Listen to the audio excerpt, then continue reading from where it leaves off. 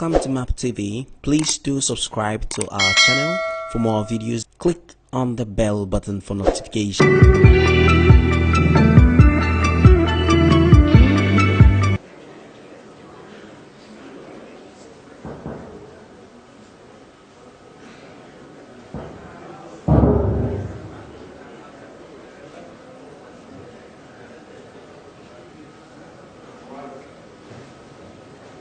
What is my place, gentlemen? Is there any hotel minister here, please? Any hotel minister?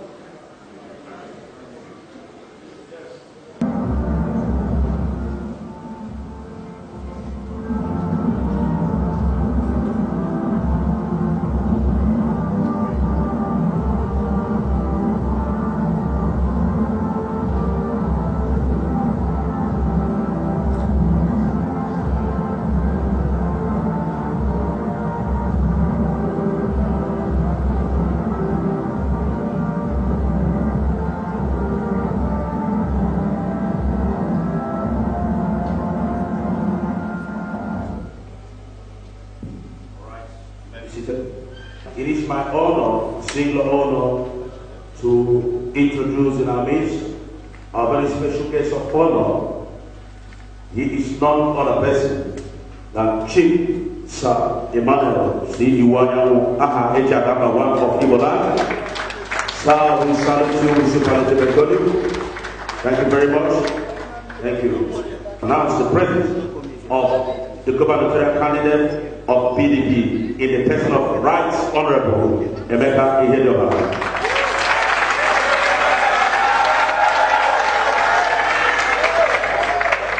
It is also my honor to announce the presence also here, the government candidate of CAP Party in the person of Reverend Barrister Ikenna Emmanuel.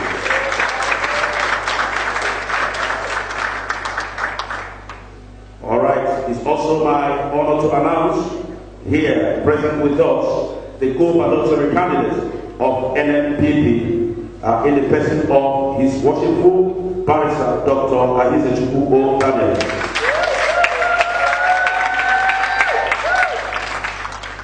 I would also like to announce also the presence here in our midst, the gubernatorial candidate of SDP in the person of Sir Oke Ezede.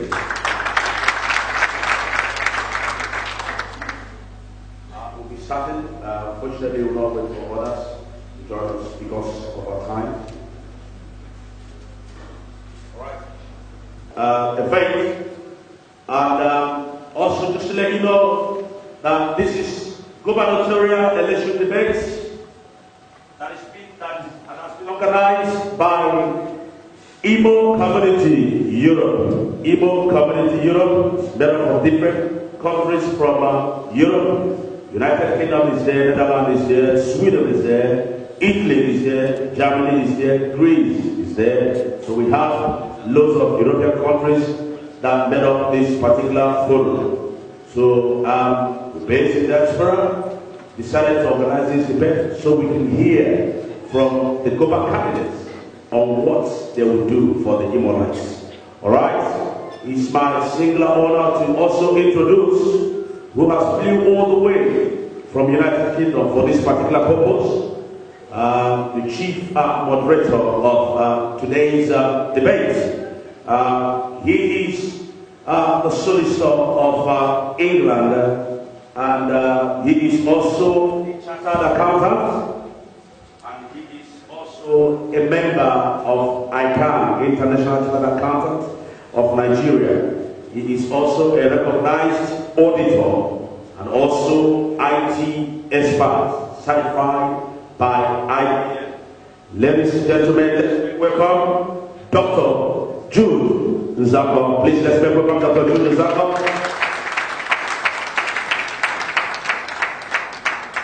Dr. Jude Nzako.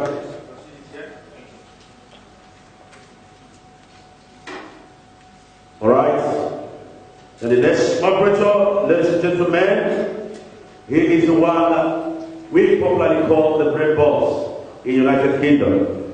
He is also a member of IMO State Union, United Kingdom, He is a certified practicing economist, and he is also the chairman, strategic think tank committee of IMO Community, United Kingdom. Please let's welcome Chief Sir Ben Abunobi. He will be the second moderator for today's list. Put your hands together for Chief Sir Ben Abunobi.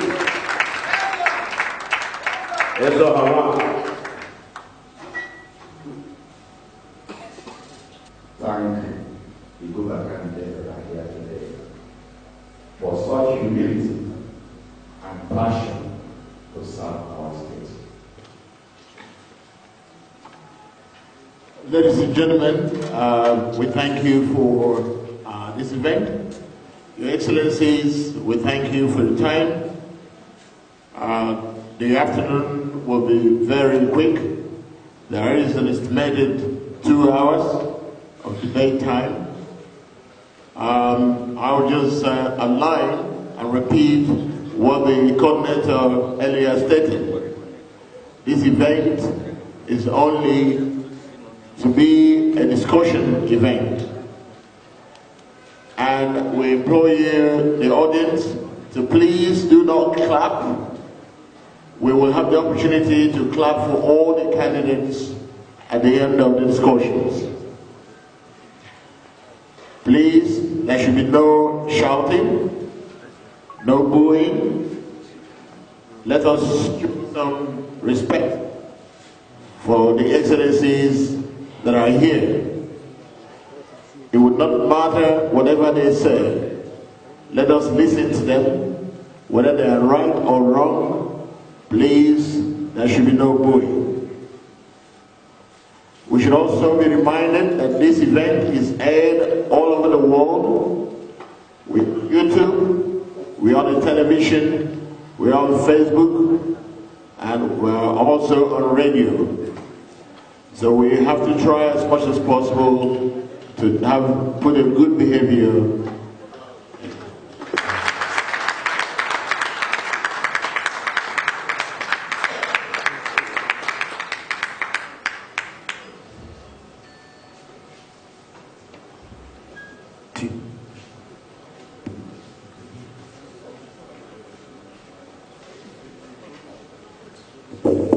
Ladies and gentlemen,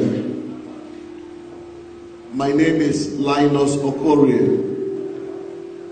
For 25 years of my life, since I was 19 years old, I have been committed to building leadership capital for Nigeria and Africa.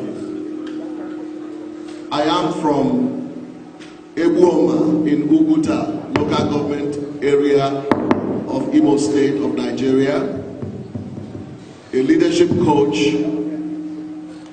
and one of the major things that I've been known for over the years is human capital development.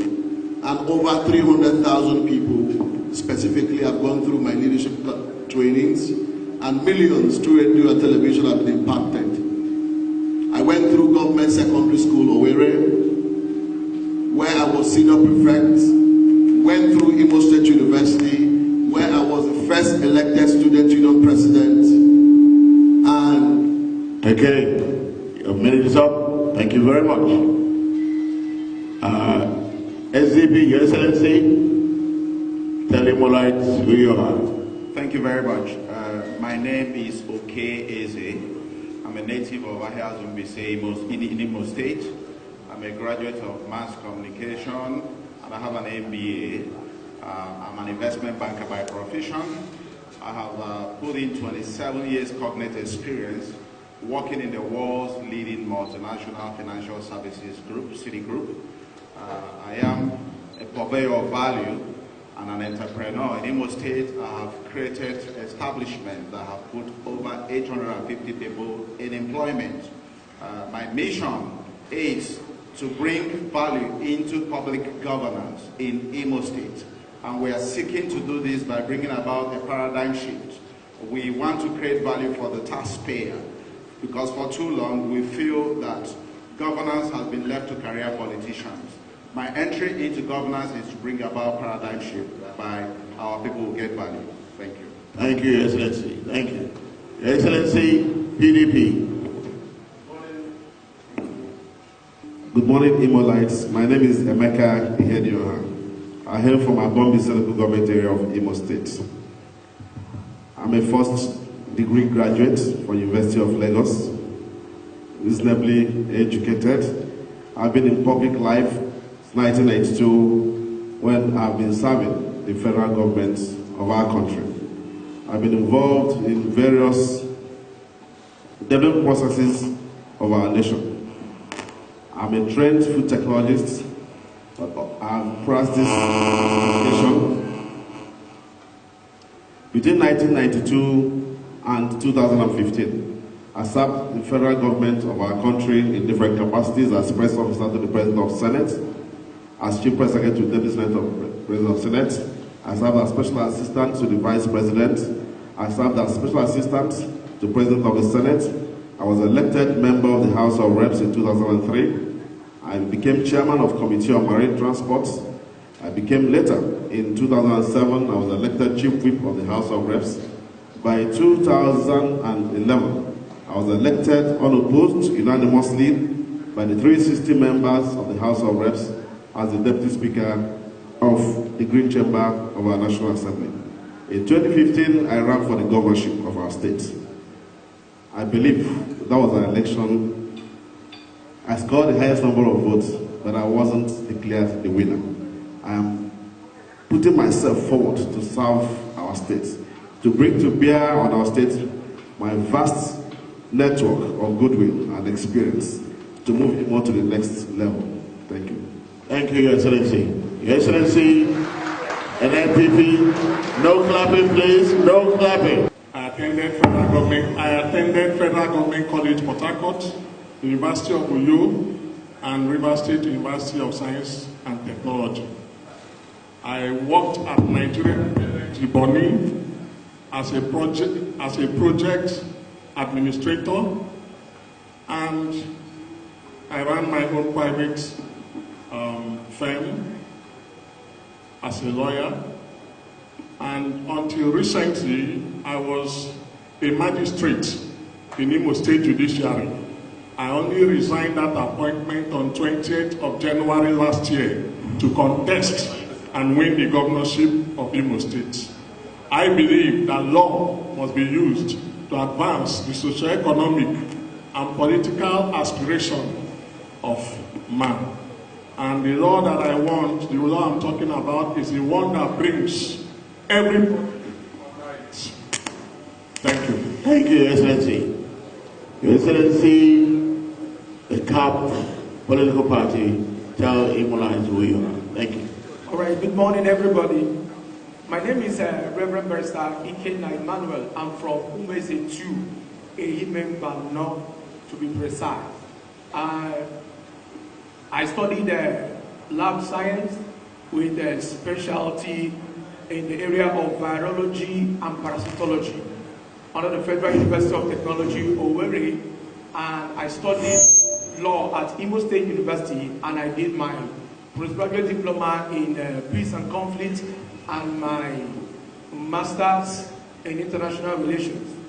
I have been in the area of leadership development that has made outstanding contributions in our state. I'm married with 4 children, and I'm the senior pastor of the Federal Leadership Ward. Federal Leadership Ward is committed, is a multicultural, diversified system that seeks to create the necessary environment for the transformation of the human person.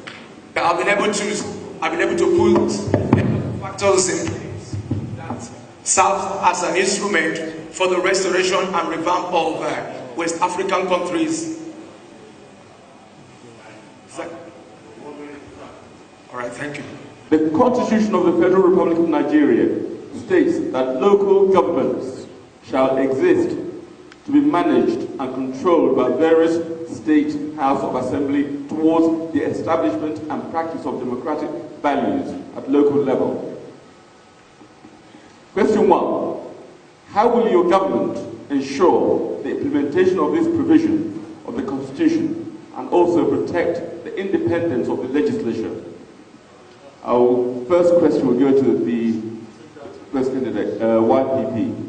Create a governance system that works, which means that our government system will really provide real good governance in all ramifications. And one of the things that you need to know is that for us to create a world-class IMO filled with endless possibilities, it is important that the executive will work very greatly with the legislature. How will that happen? The legislature is supposed to be a very independent system. But if you have a government system that has cast a big vision, everybody can work together. Chief Ikedo Hakim, when he was governor, first thing he did was to organize a big retreat at the Obudukatu Ranch where there was very quality relationship with the members of the legislative arm of government. I do not believe that it is the governor's responsibility to try to influence through negative means or through bribery members of the legislative team. That's why we must ensure that in forthcoming election, only quality men and women will make our state legislative arm of government. It is because that is the most important arm of government people don't know about. When you have people who can hold government accountable, that is what I'm going to encourage, that they will be independent. I will not interfere in their processes. I will do my job as the governor to ensure that at the end of the day, I cast the big vision and I do the mobilization necessary to ensure that the people buy into the big vision of creating an IMO state that is going to be a world-class IMO filled with endless possibilities. So any time that we need the legislature to do great things to ensure that we facilitate the process of making laws in order to be able to solve economic problems for our states, we have to ensure that it is done with speed, like Franklin Roosevelt did in 1933. Remember that there was a shutdown of the US government in 1933. It was a president that ensured that he put all of the legislative arm together and all the stakeholders to facilitate a system of solving the entire problem under 3 days. And at the end of the day, they brought out policies, they executed it, and it worked. My job as governor is to execute, is to implement whatever policies or laws that the state legislative brings on board. But I will not interfere in any of the processes to undermine the effort of the legislature. And that has been one of the major problems of governance, both at the national level and the state level, where the governor thinks that he is going to buy everybody and make them a stamp. They don't need to be a stamp. They need to strengthen my administration, and my job is to allow them to operate the way they must operate. Thank you very much. Thank you very much. SDP, please. Thank you very much for that question. I think that if you look at our legal statutes, that mandates that arm of government, the legislative arm, to be independent. But the problem is that when you talk about statutory codified independence that is not backed up by fiscal autonomy, you'll be skating on thin ice. What am I talking about? The way the House of Assembly, the legislative arm is structured now is that their very existence financially is at the behest of the legislative arm. Some of us have raised our voices vociferously to the issue of restructuring. Restructuring is not just about geopolitical concerns, but I think we need to rejig our very constitution. It's not enough to say that there are 3 independent arms of government, but you have one arm controlling all the other arms financially. So I am for a pure a fiscal overhaul that would enable the legislative arm to have a first-line charge as far as funding is concerned. Once you get that right, then every other thing is going to fall into place. The other question is, like somebody else has mentioned, what is the quality of representation at the legislative arm?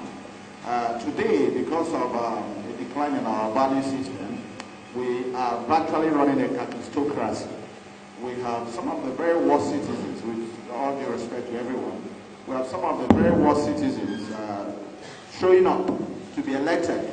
And when these people show up, and there are 10 of them and there are 7 slots to be filled, it means that at the end of the day, you have a vast majority of these people coming through the system. So the leadership recruitment pool needs to be re-examined. It's a responsibility not only for a sitting governor, it's a responsibility for everybody. We need to go back to the basics. We need to re-examine all those who step up to the plate to be considered for leadership. But looking at my background, having worked in multinational institutions that are renowned for global best practices, I'll tell you that you can take that to the bank when we run a fair, independent system that will respect all the norms and values. Thank you. Thank you very much. Your question is a two-pronged question. One, the state assemblies, and secondly, the local government autonomy. In 2011, I was elected Deputy Speaker of the House of Reps in what every Nigerian today appreciates to be the most audacious effort by a group of Nigerians to take the bull by the horn and take their will by themselves. We resisted then any imposition by the executive to elect for us our leaders. That today is a historical fact. Consequently, we proceeded in the House, and by virtue of my being Deputy Speaker of the House of Reps, I was appointed Chairman of the House Committee on Constitutional Review. What I did for that legislature was to embark on an ambitious program. When we started what we called a People's Public Session, we sent every member that was elected from the 360 constituencies down to their localities to meet with the stakeholders. Our desire was to have a true people's constitution, because the constitution today in practice, we believe, was forged not by the military with civilian input. So we felt that for us to have a constitution that we practice, it has to be a people's constitution. Now, one fundamental thing we did in that period was that we got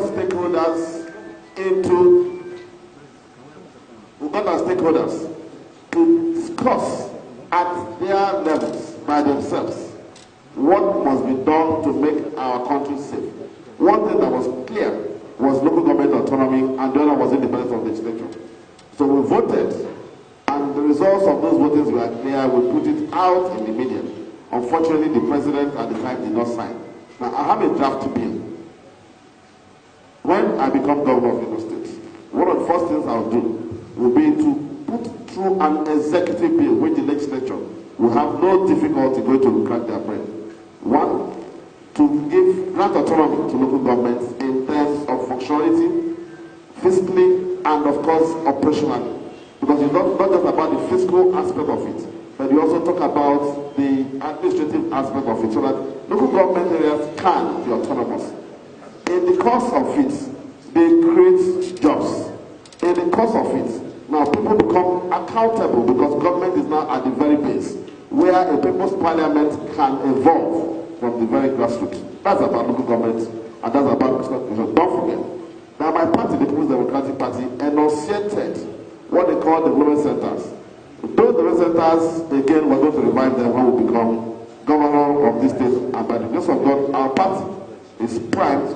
We have taken it up at the leadership level of the party and adopted it as a modus which we are going to implement. We are hopeful that we are going to have control of the state assembly, and so that won't be a problem, because it's a party position which we are going to implement. As for the state legislature, I've spent my time and life in public life and public service. Consequently, I'm going to bring to bear my understanding and knowledge.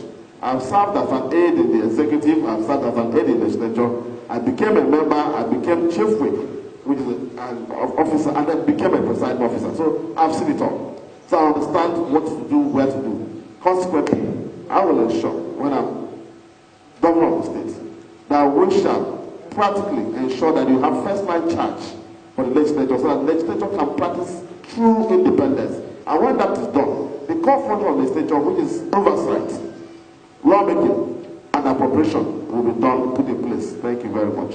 Thank you. Thank you. Thank you. Thank you. Thank you. Thank you. Please. Please. No clapping. Now, the only way you can ensure independence of the legislator or any other arm of government is by ensuring that you have government by rule of law. We are going to govern by rule of law. We are going to lead by rule of law. Now, the Constitution clearly makes provision for separation of powers. And until every arm of government is made to function independently of the other arm, then we cannot have a true separation. Now, we have to look at what are the impediments. What are the impediments? The first thing is to make sure that there is financial autonomy for the legislature. They should have their funds, they should control their funds, and they should not be made to run cap in hand to the executive. When the legislature is made to run cap in hand to the executive, we cannot secure their independence, and they cannot function very well, effectively. So we are going to make sure that they have everything that they require that is provided for them in the Constitution. Their independence. Make sure they get their money to function, and they don't have to run cap in hand to the legislator. So we are going to make sure that we secure that. And to my disappointment, I came to discover that we have some people who came here with more than 20, more than 30 persons. And that is the beginning of process of law. We cannot put in laws, whereas we are not ready to go and abide by those laws. The value system of the executive determines to a great extent the implementation of the separation of powers as established in our Constitution. I want to also order, please. Order, please. I want to also let us know this, that every single thing that goes on in the legislature has to do with the decision of the executive in tandem with whatever the legislature has put in place. Let's look at the issue of the local government. I came to discover that the joint account of the local government and the state government that was passed into law by His Excellency Chief Atiku has not been implemented up to this, the 5% has not been implemented up to this point. As long as finances, because whosoever that is in charge of the finances will definitely control every other thing. My government, when I'm voted in under the Change Advocacy Party, must definitely give attention to the issue of separation of powers. Let's take, for instance, we have a very raw leadership system. A lot of young persons, a lot of people who are coming out to become members of the House of Assembly from different political parties. If we actually do a screening of those people, we find out that many of them have this distorted value system. And as long as someone has a distorted value system, he's going to carry it out into the workplace.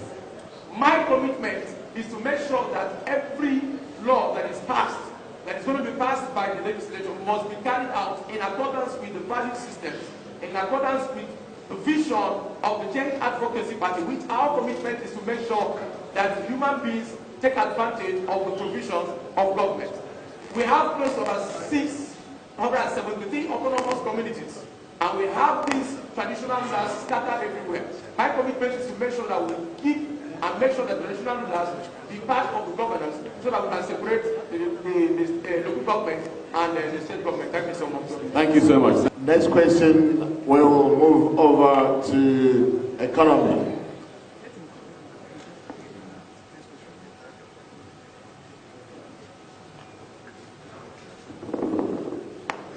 It is a common knowledge in IMO State as of today that there has been little on no foreign investment in the state since after the administration of Sam Mbakwe. The main political candidates have all in the past promised providing enabling environment in order to attract. If you become the next governor, what are those essential factors or structures that you consider as enabling environment that may attract investment into IMO State? And create an enabling environment to attract foreign investment. Thank you. NMPP is Mbakwe's party. Mbakwe ruled under Nigeria. Mbakwe ruled under Nigeria People's Party. And NMPP is New Nigeria People's Party. Whatever Mbakwe did in his time, we are going to do more. Now, having said that, I think it was sometime in July last year, I was at Westminster, and this very question was put to me. And my answer to that was simple. I think it was MP Ben that put that question to me at Westminster. And I told him clearly that the only way to create an enabling environment is to ensure that we build confidence and trust of the investors. How do we do that? By making sure that we rule by law, rule of law. We must make laws and make sure that we stick to the laws. We don't have to waver. Today you make a law and you as a government cannot obey the law. It's going to create doubts in the minds of investors. The moment they can be sure that if they put their money here and all you agree with them, that you're not going to change the laws, they will have confidence. But going further, there are basic things that we have to look at that will give the investor confidence. For instance, the man who wants to bring his $50 million into Nigeria to come and invest in IMO State, he's going to look around and say, well, if he puts his money here and he's living here and he falls ill, what is going to happen to him? Are there hospitals where he can easily get treatment before you talk of flying him abroad? As when he finds that that does not exist, like we don't have now, they are not going to bring their money. When they come in here, they want to see that they can move around freely, that our roads are motorable. But I can tell you what we have now, the state of our roads, it's a violation of our human rights. So they want to make sure that the basic infrastructure, the basic things that they need when they come in here are available. The moment they have that, they are going to have confidence and they are going to bring their money into this place. So we are going to make sure we have the hospitals, make sure that if their children have to school here, that the schools are brought to standard where they can bring their children to go to school here. Once we have those amenities and infrastructures, they are going to bring in their money to invest here. So we are going to make sure that rule of law exists. Two, the necessary amenities are put in place and infrastructure, and you see them bringing in their money. And finally, security. The moment we can guarantee that people can... You're running out of time. You're out of time, just run out. Thank you. Assertion that there has been little or no foreign investment inflow in IMO State in the last couple of years is correct. We're essentially running a KK and hotel economy.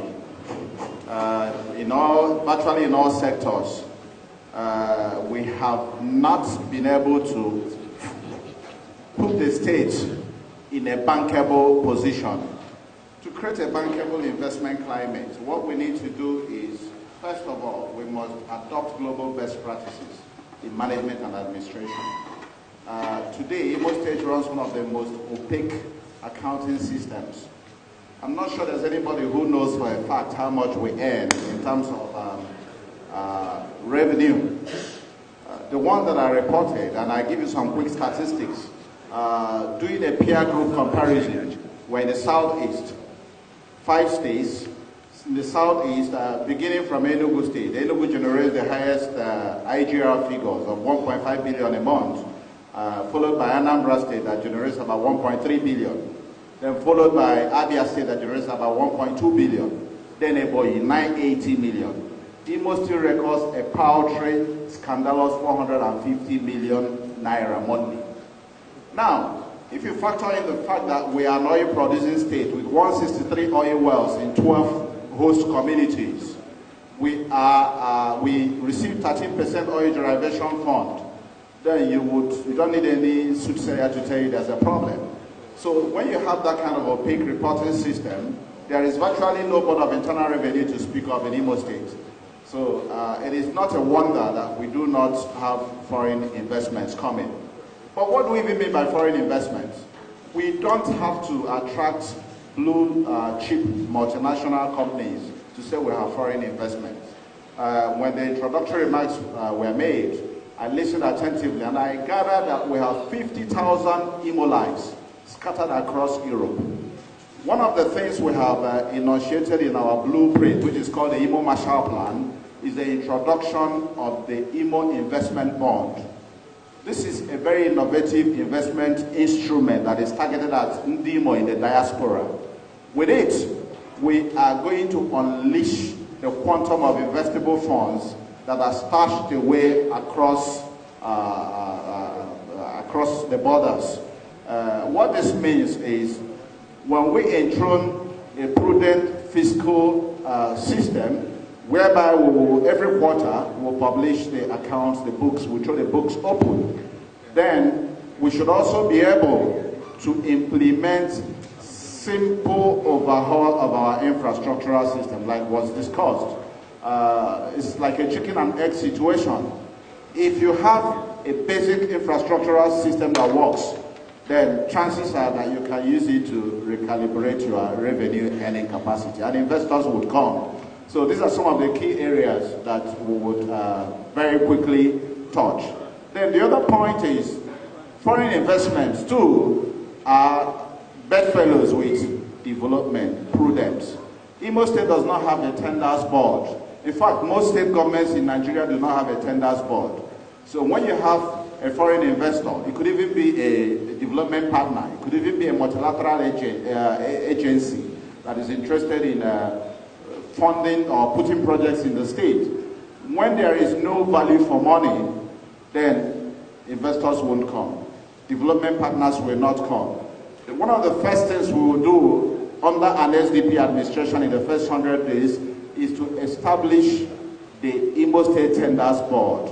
It may be there in our legal statutes, but I know that it would have garnered dust and nobody implements that. You have 30 seconds. So in summary, there must be a very prudent, a very transparent, very accountable mechanism for administering the state to attract foreign investors. Thank you. Of figures and statistics and ideas. What I think is very fundamental is capacity, character, pedigree, antecedents. That gives confidence to governance. I believe that for any investor to feel at home, he must be confident in the administration. Over the years, my campaign slogan has been my word, my bond. Mr. Moderator, I am certain that because of the decline in our lives, decline in infrastructure and institutional development, one thing that we're going to take clear and at the fulcrum of my government will be good governance. Good governance is all defining, if you understand, rule of law will be very fundamental. In good governance, transparency, like my brother said, opaqueness in government is an issue. So I am known to be transparent, and we're going to run a very transparent system so that people can appreciate what they're doing. When you run a transparent system of governance, now it gives confidence and hope to people. When I was in the United States in early December, I shared with our brothers in diaspora that we're going to float an IMO diaspora board. Now that one is something we're going to do because we began discussion with the state of Maryland because we believe we'll win the election. And when we win, it's important for you to identify those that can partner with you in significant areas of technology. I plan that given our capacity, the Igbos are naturally very industrious. So we are known that our sense of industry is huge. So part of what we plan to do is to make Owerri an IT hub in the entire Nigerian Federation, and that is very possible. When you do that, you have created wealth. When you do that, you have also created a lot of jobs. But fundamentally, Mr. Moderator, power is at the core of any economic development. And so I have taken my time to understand the entire power matrix, provision of energy. If you go to Idaho, for instance, Idaho North and South, there were 37 industries that were functional before the advent of the current administration. All of them today have gone moribund. That gives you cause to worry. Loss of jobs. So when I come in, I am aware that the federal government is building an IPP plant of about 1,100 megawatts capacity at Ebema. Now that project is yet to be completed. I will use again my vast network of contacts, understanding and knowledge of the federal processes to make sure that IMO State government partners with the federal government to complete the Ebema power plant. When they do, it will now facilitate transmission. Luckily, we'll have a transmission station at Ebu, but that's the only transmission station that works today in IMO State. So what do we intend to do? Government is trying to upgrade it. A project that Pivot Engineering is handling. Now, so we will fast-track transmission processes. There's another substation that is going on at Bombi saying yet another attack of one. So I intend to partner with the federal government to ensure that they rejig and complete these power plants. By the time they complete the transmission stations and the enabling substation that we have, it will be easy for you now to begin to distribute. When you do that, now an investor would see that there's a source of power, which reduces the cost of doing business. And so that is that you have attracted basically an investor to come in IMO. They will see that they will make profits. That is fundamental. Two, because they have confidence in you at the helm of affairs. I mean, if you go to do business with a foreigner, he would easily check you out. And when they understand that you're a man 30 seconds. Yes. What is that, a man of true character, they will invest in the state. So security, we're going to take that seriously because we will try to get everybody involved in security of the lives and properties of the state as we practice openness, as we practice transparency, and we practice due process in governance. Investment will flow in our states. No clapping. Please, ladies and gentlemen, we must not. Sad things in Africa. When I went to the conference, he had brought together 700 men and women with the money, institutional money, and brought 45 companies from Africa and put them together for 3 good days. They were negotiating deals. At the end of the 3 days, they had raised $32 billion for the African companies. And as a smart thinker, I quickly asked, why did this happen? And I realized that it happened because Akinwumi Adesina has integrity that is unprecedented, honor, competence, and goodwill. And I said to myself that no matter the amount of packaging we can have, if IMO State does not fall in the hand of a visionary leader with great capacity and integrity, nothing happens in international realm. Do you know that as I'm talking to you today, IMO State is at the center of 48 million people, southeast state. IMO State is a trigger state in the middle of where we are supposed to serve 48 million people across board.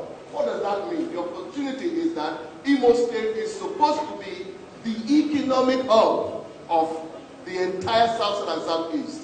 We have a population of 48 million people. Whether we like it or not, that is an investment market for drinking. That's a big market. Anybody who's an investor anywhere in the world, whether they like it or not, IMO State is a destination for investment. As a governor, first thing I like to do is to ensure that the 3 economic zones, basically, we have what we call industrial zones, industrial clusters, for light manufacturing. It is once the deal is set, I already have the contacts, I already have the discussions.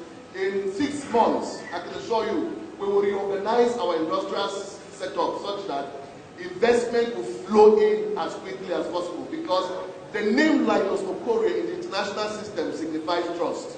A lot of the people will come because Linus Okore is governor. And when they come, they bring their investment portfolios. And guess what? When we talk about investment, we'll only talk about external investors. What about the local people from IMO State who live in Lagos, who have investments in Kano, all over the country? What we need to do is to ensure that those industrial zones are powered. We can make it happen. And once that is in place, guess what? If you power this and there are no skills, we have to immediately start a skills training system, technical training system that will ensure that 27,000 people per year will do what? We have the requisite skills in manufacturing, in oil and gas, in all the sectors, so that when the companies come here, they already have skills available to work within the place, people from our place. And that's one of the things I like to do. But guess what again? IMO State has you got 30 seconds, Your Excellency. IMO State has a lot of people with big ideas. Guess what? Access to finance is critical. Anybody with a beautiful idea, trust me, we will create an enterprise development fund. You will find money to do your business because that money is available. It will not be stolen, it will be available. And then we will distribute it to the people because we have guarantee for the money. And then the women in the villages, 1,000 women per local government, 27,000 of them. Give them small money to start up business. Okay, your time is up. The economy will jump because the money is under the people. That's how it works. Thank you very much. The political structure and the legal system. Before anybody can actually put his money on ground for any economic advancement, such kind of person will need to understand how the legal system works. What if I have a disagreement with the government? How am I going to make sure that I sue the government to recover my money? Because law has always remained the foundation of economic advancement. Because anybody that you, thank you so much for everything you want to bring to come to IMO State. As long as there is no working legal system, there is always an agreement between the foreign investor and the state. And as long as the legal system is not working, currently the legal system is sick. There is what is called private partnership. When it has to do with private partnership, there is always a conflict of laws, private company partnership, and then local platform. And as long as the culture of the people, as long as there is no technological involvement in the state, people wouldn't come to invest. Let me also talk about the issue of personality, the issue of character. The world has become a global village. If you're corrupt, people know. If you're straightforward, people know. We can actually pinpoint and Google and then know the antecedent of the persons. A lot of persons might come up with wonderful manifestos and statements that will always say that I am this, I can do this, I can attract this. But I want to let us know that you can never put your money in the hands of anybody that has an antecedent of corruption. I want us to know that in 2019 election, when I'm elected as the next governor of IMO State under the Change Advocacy Party, I have a pedigree of character. Someone can actually trace where I'm coming from. I've lived in this town for 41 years running. And I understand every nook and cranny of the state. When it has to do with the issue of economy, look at our statistics. Currently, 2017, we have IMO State is indebted. Our debt weight is close to about 120 billion. And before anybody will come to invest, the person has to look at the papers. How do we service these debts?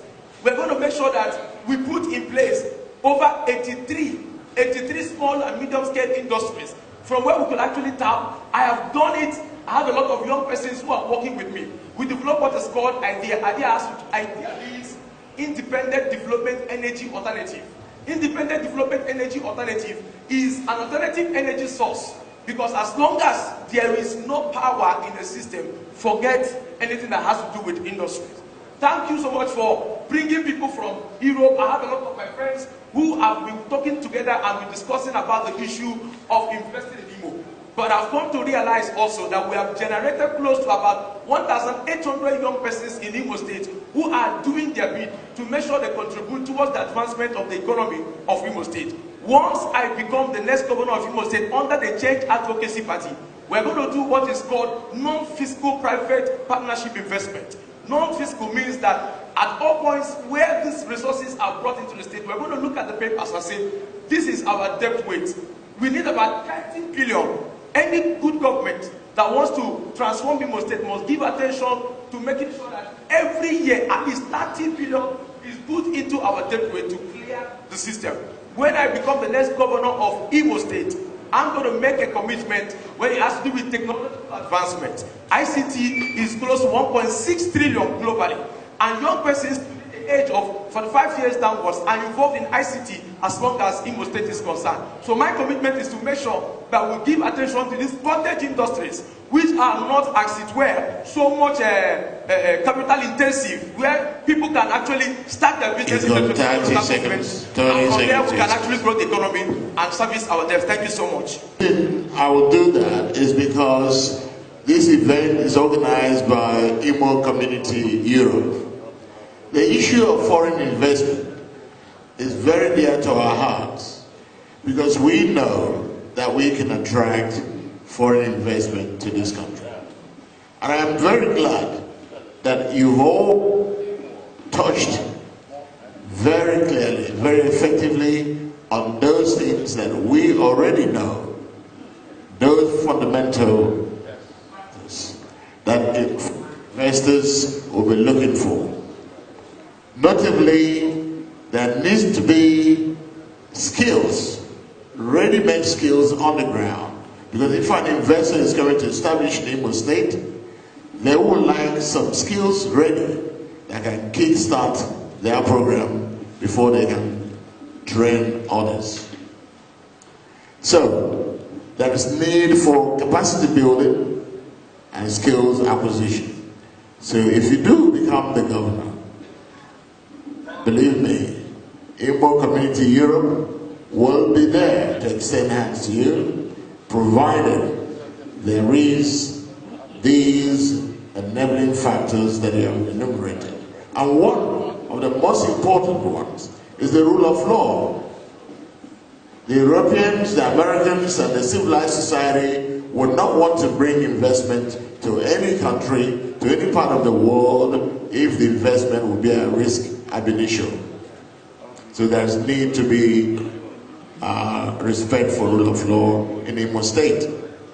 There is also this requirement for integrity, which most of you have touched. Integrity is very vital, and I hope that all IMOites are listening. Because if the next governor emerges and there is a question on integrity, then it will still be difficult to attract foreign investment to this state. So I thank you dearly, Your Excellencies. I am very, very glad that the world is watching, and I'm very glad that the answers you've given, those of them watching outside the shores of this country would know that IMO State, they've got the capacity, they've got the men that can do the work, and they've got the people they can trust. And thank you very much for your answers. Ladies and gentlemen, can we clap for the Excellencies, please?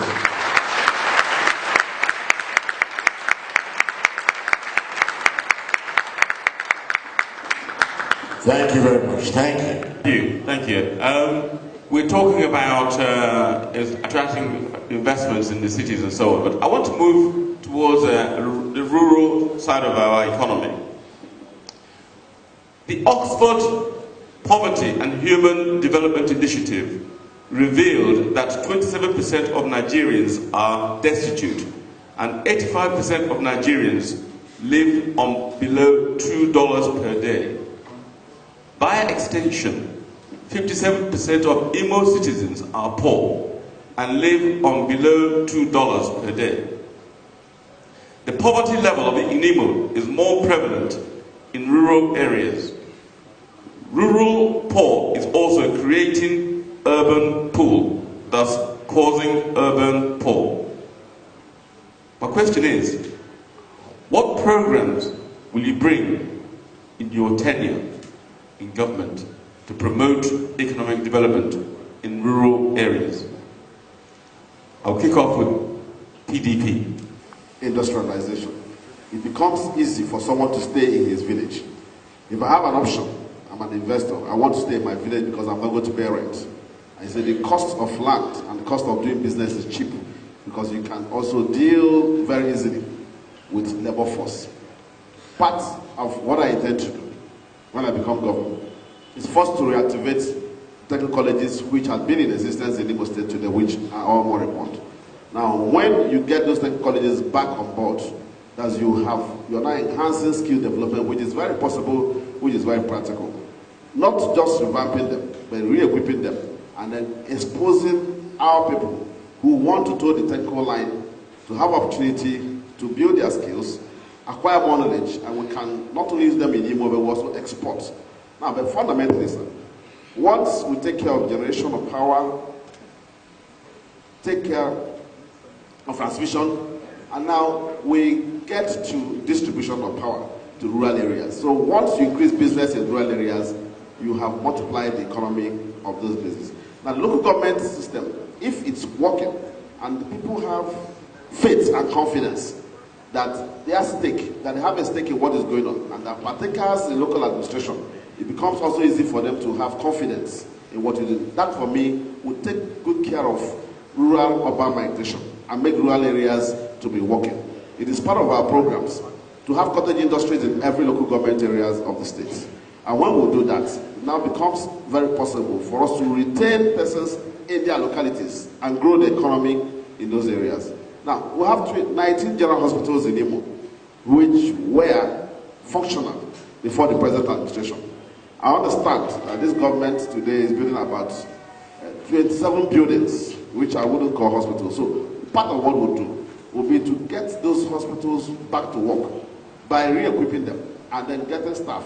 Once you have Medicare, once you have education, you have power, now you have good governance, it is a lot easier for people to domicile within their rural areas and then function, because you become very convinced that labor will be cheap, access to power will be easy, and then it makes it a lot easier for you to proceed, feel at home, and add up to the economy. So that fundamentally is how I intend to tackle the issues of rural urban migration and then dealing with the desires of our people.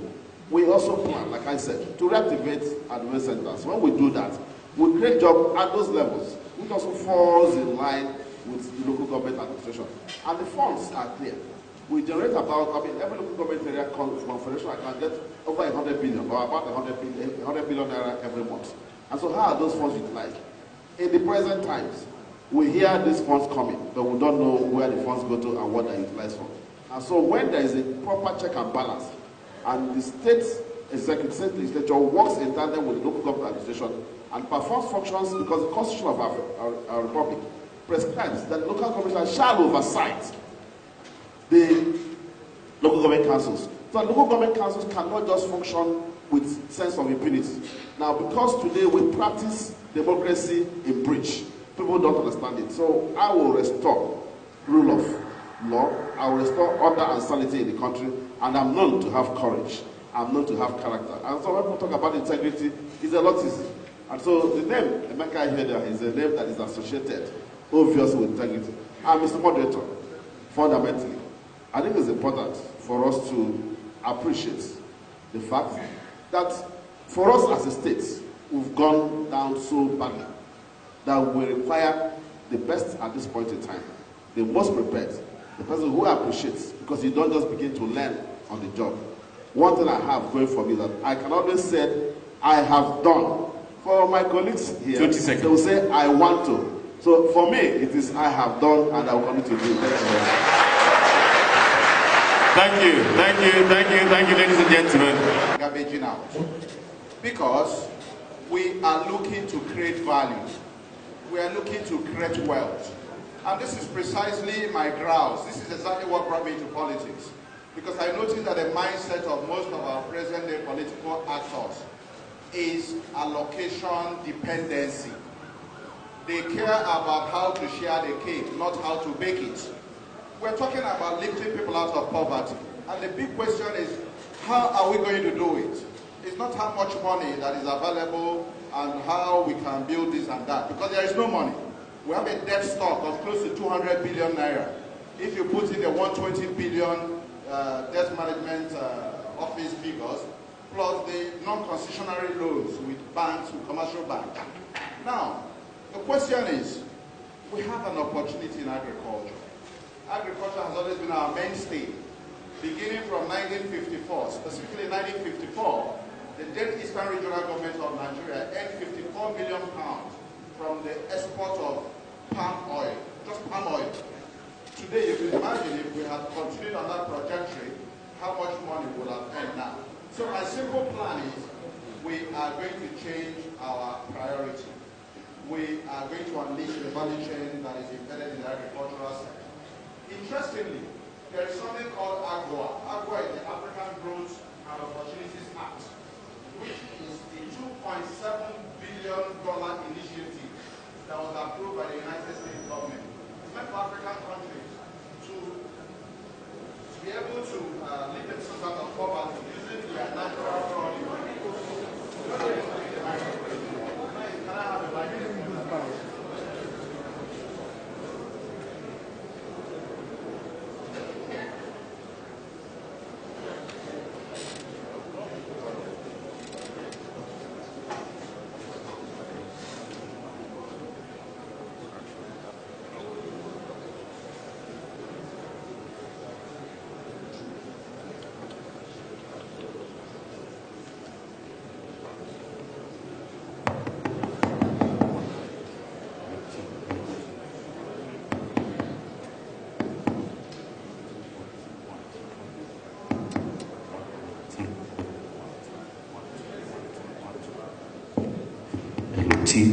T, right. 1, 2, 1, 2. T. 1, LOT. LOT, T. 1, 2, 1, 2, 2, 1, 2. LOT. So the simple plan is, we are going to unleash the enormous value chain we have in agriculture. I talked about the AGWA, the African Growth and Opportunities Act, that is worth about $2.7 billion. We in Nigeria have only been able to access $9 million of it, which is a pittance. Now, what we need to do is, we need to go back to agriculture. We have 4,000 hectares of oil palm in Ada Palm. Those 4,000 hectares of oil palm, if properly managed, if we make the right investments, we can turn it into a full-blown oil refinery that can literally take our use out of the unemployment market. We have cassava in every part of IMO State. We have the arable farmland. $350 million is generated each year by Nigeria from cassava and cassava derivatives. The question is, of this figure, how much of it emanates from IMO State? Then, you again look at all the other opportunities we have. We have the GIS, which is the Geographic Information System that we have not been able to tap into. We have huge revenue leakages. In this state, for instance, we're in the Christmas and New Year period. The bureaucracy is closed for most of the time because people go on holidays for 3 weeks. And when they go on holidays, nothing functions. Investors cannot even be able to access data. People cannot access basic services. Now, we have huge tracts of rubber plantation in Emabiam, in Owiti, and in other places in IMO State that have been lying fallow since the 60s. In Nigeria today, we do not have a single rubber tire manufacturing plant. The Michelins of this world have since left our shores. The Dunlops have departed, but we have the basic raw materials, the rubber latex, which we have comparative advantage in Emabiam, for instance. It's lying there in the white. Nobody sees it as a valuable resource. Yet we have people who are roaming the streets without jobs. You look at our youths, go to Naze here, where you have the Obosisi, the timber mill. We produce sawdust, tons of it, every day. What do we do with it? We burn it. We know that sawdust is the major raw material for producing particle board. 85% of the furniture that is imported into Nigeria from China and Asian countries is made from particle boards and sawdust. But every Christmas, We spent millions of naira on pyrotechnics, buying street lights, buying street decorations. All of these monies can be used to rejig the MSMEs, the micro, small and medium enterprises. IMO State has not keyed into the Bank of Industry initiative. We are the only state in the southeast that does not have a Bank of Industry presence. And by the way, we know that statutorily, all commercial banks in Nigeria are expected to make a reserve. 5% of their profit before tax is put into a pool that is used to establish entrepreneurship, the Bank of Industry. So these are some of the low-hanging fruits we can easily pluck to chase poverty away from our shores. Thank you. Thank you. So, the point we're trying to make here, I come to the table as an expert for human capital development for 25 years. Yet I'm 44 years old. What does that mean? What it means is that as Linus Okore as governor, all the monies that used to disappear into private pockets for whatever reason will no longer disappear. That's the first point of view. 100% money for the people must be for the people. That is established. Number two, remember there's what we call comparative advantage. Every local government today has something that it is great about. Am I correct? Every local government has its strength. First of all, I have a document that has the strength of all local government areas. So when I am discussing investment with external forces, internal forces, development finance, all of that, I want to engage an independent elected officers, chairmen who have been elected by law, not appointed at all. When you collaborate with them, sit on the table, I can show you, you can create wealth creation programs that can turn around the lives of people at the local level. Take for instance, number one, I mentioned that the women in the local area, 1,000 of them, quote me, read my lips, 1,000 of them per year from the 27 local government, 27,000 women will have access to finance to be able to do their businesses at the local level so they can take care of their children. If you put money in the hands of women, you know what happens? Right. That's the first thing first. The second thing is that we are looking for skills. Do you know that we can categorize the quality of young people who are living in the villages? Number one, there are graduates who have graduated from school 5 years, 7 years ago, no job, and they are living with their mothers in the villages. When you want to get them out of poverty, what do? You train them and do what? Send them out to get jobs. I can market them, train them and market them. That's my background. The other element I would create is that in the villages, we look for tilers. One day I came back home. I wanted to fix my house. And one person said it's my relative. He's a tiler. I gave him the job to do. I returned with my wife excitedly to come into a house that is perfect. By the time I went to the door, I realized that just from the door, the tile are already peeling off. What it means is that those human beings in the villages, you can categorize them, plumbers, tilers, mechanics, and create such an institutional framework like Singapore did in 1992, and create so much energy for training. 1,000 of them per local government area under my administration will be trained, and they will fill the local capacity and export them to the West African region. What happens is that they are professionals, they earn money, they bring back home. Ndibosi, you know what I'm saying? That Akurulo Megene. Absolutely. So what we're talking to you about is that, and then the last thing I like to do, precisely, I work with a group called George Fraser Power Network in America. It is the biggest gathering of black Americans. Black Americans are looking for DNA tests. They are conducting DNA tests coming to Africa. Some of them are from Nigeria. I will create a program that will ensure that every community, I can adopt one person successful in the diaspora who is a black, who is looking for a place to stay in Nigeria. Once they come into Nigeria, the Nigerian system in local villages, guess what they do? They will create what? They will create schools. They will create enterprises. Yes, it has happened in Ghana. It has happened in Ghana here. It can happen in Nigeria. 300 697 community can have one person from the diaspora that is coming to invest in those local communities. It is possible. Open our minds. It is possible. We can make it happen. Thank you. Thank you. Will have access to finance. Absolutely. Would you mind telling the audience we have at this moment where that finance or how that access will be provided? Great. Very, very simple. The political class, they steal 75% of money meant for the public. They are into private pockets. I can prove it anytime, any day.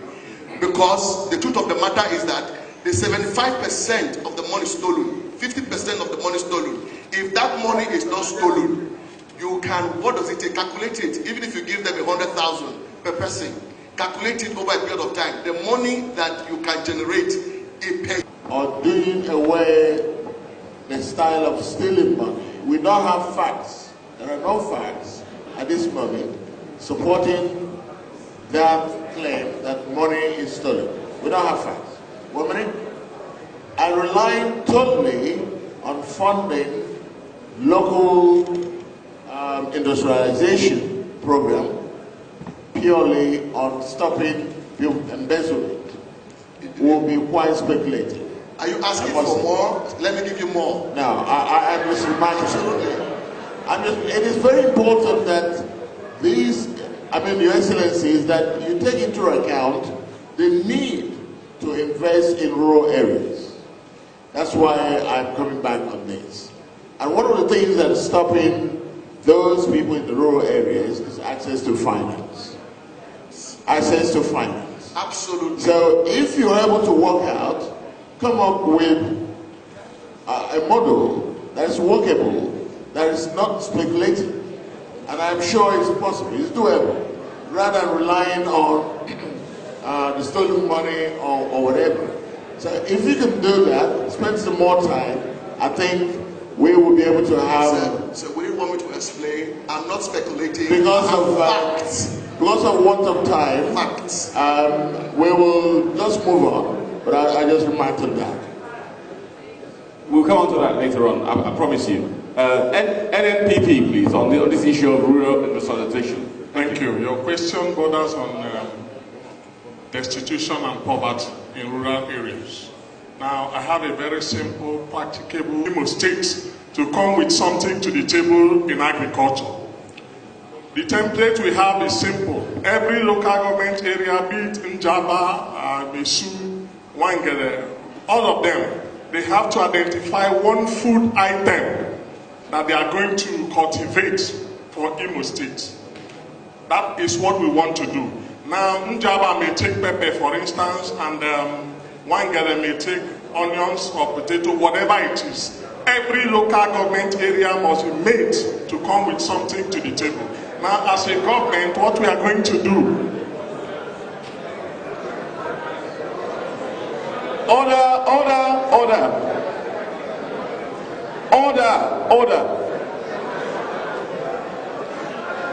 Now, as a government, what we are going to do is to make sure we create the enabling environment and also provide all the machineries and equipment to cultivate these items. Now, after we have done that, we are going to, through our marketing and commodity board, ensure that whatever is cultivated at harvest, that we purchase them and store in our storages. The idea is that if you had mango in February, you need mango in November, you should be able to have mango. We want to do that by providing storages in all the local government areas.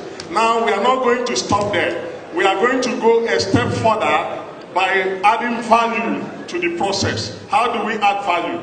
We are going to establish cottage industries that will process these items and into finished goods. For instance, the mango you get when you harvest mango, what happens is that in your houses, in the villages, you have a mango tree.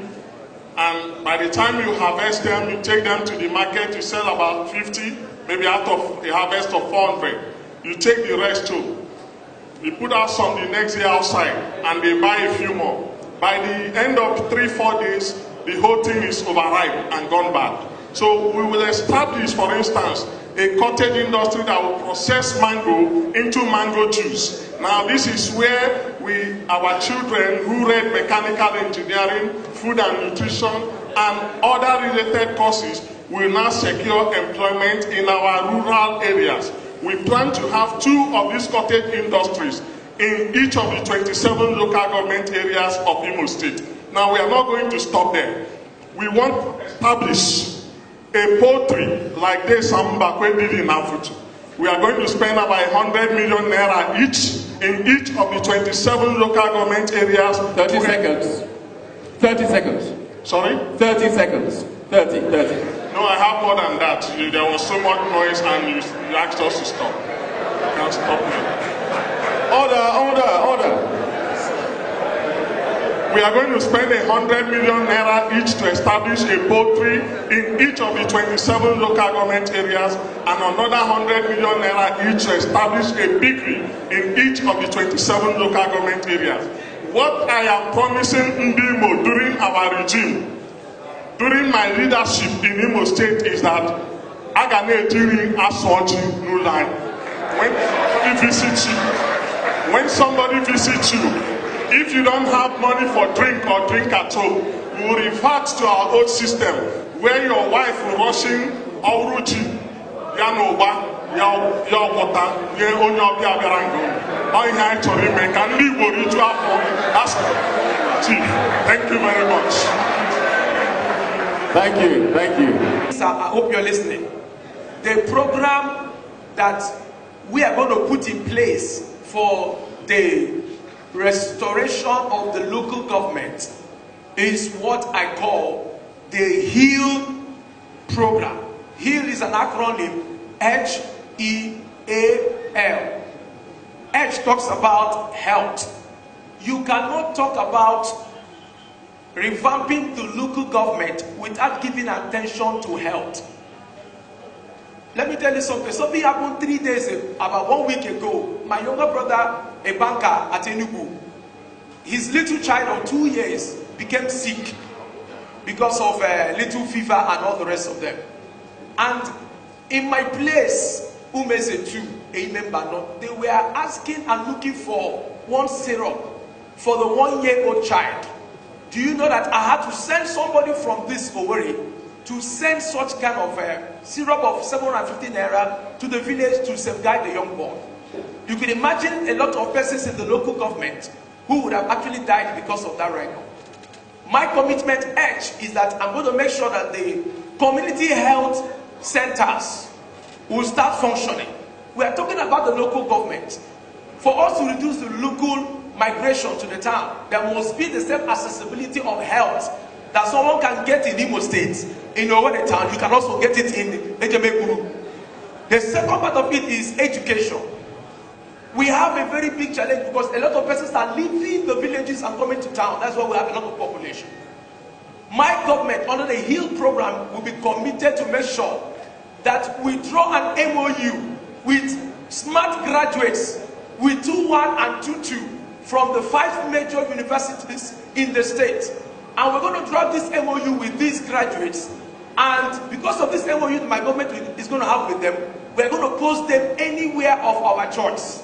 Before you know it, people migrate. Human capital is transported from the town to the villages.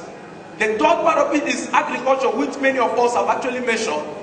Agriculture has remained the peak of transformation of a particular place. And the last one has to do with access to landed property. There's a young man here, and 1 or 2 of them, we went ahead at Etioha. 30 seconds. You don't tell me 30 seconds because I'm watching the time. Yes, because you gave someone else more than that. Let me say this. That's what you've been doing. That's what you've been doing. At Etioha, let me say something. At Etioha, as I talk to you now, I have graduates who have landed properties at Etioha. If there's anybody here that is staying at Etioha, immediately the rains drop, you will find it difficult to get to Etioha. You cannot tell me you want to bring heaven and earth, bring Europe to a place where there is no accessible road. My government will make sure that these places that are the food basket of the state, like Onhaji, like Ngobala, it was so shocking that I discovered that IMO State imports close to about 30,000 bags of gari from Bini, from Delta State. And I was shocked. What is our Ngobala doing? What is our Ejemekuru? What is our Uguta area doing? My commitment when I become the next governor of IMO State under the Change Advocacy Party is the HEAL program. We're going to make sure that accessible health will be made available to people. Education shall revolve around the local government, so that anything you get in Owerri town, anything you can get at Olu, you can actually get it in the villages from the primary and the secondary school area. Thank you so much. Thank you, ladies and gentlemen. Thank you. Give them a round of applause. Thank you very much. We're going to invite the next set of questions. We're getting a lot of murmurings in the background. People want to ask questions. I think it's appropriate that anyone who wants to ask questions should put it in writing, and then we select the appropriate. I think we've done very well on economy. We move over to environment. My question goes like this. In a civilized system, waste disposal management often adds to the state and national economy by creating wealth, that is waste to wealth. Transferring waste from one location to the other has been witnessed in many states in Nigeria today. Is merely an expansion of pollution menace in our society. My question is, as the next governor of IMO State, how do you plan to improve on the existing waste disposal management system? If I start with the gentleman for CAP party. In the area of recycling of plastic from its dead area, recycling back to products that can actually be used to produce another one. And I discussed with him and he said that one of the challenges of the Nigerian government and one of the challenges of Africa is, or has to do with our inability to recycle our waste. One of the things I'm going to do when I become the next governor of IMO State is to employ the services of this professional who is from Umbi State, to be precise. And he has been doing this just scaffold industrial development in Lagos. And if you know Lagos too well, Lagos has a lot of waste. And this young man has actually made out a business from the waste recycling venture. Once I become the next governor of IMO State, we're not going to leave the waste recycling in the hands of one or two persons. If you go through Royce Road, those of us who know Royce Road, we'll find a lot of persons picking some bottles, empty cans of beers, and even the plastic bottle that we are making use of. My commitment is to make sure that we can recycle these products and we put them together and establish cottage industries that are involved in these polymer-centered products. I work with a lot of persons who I work with a lot of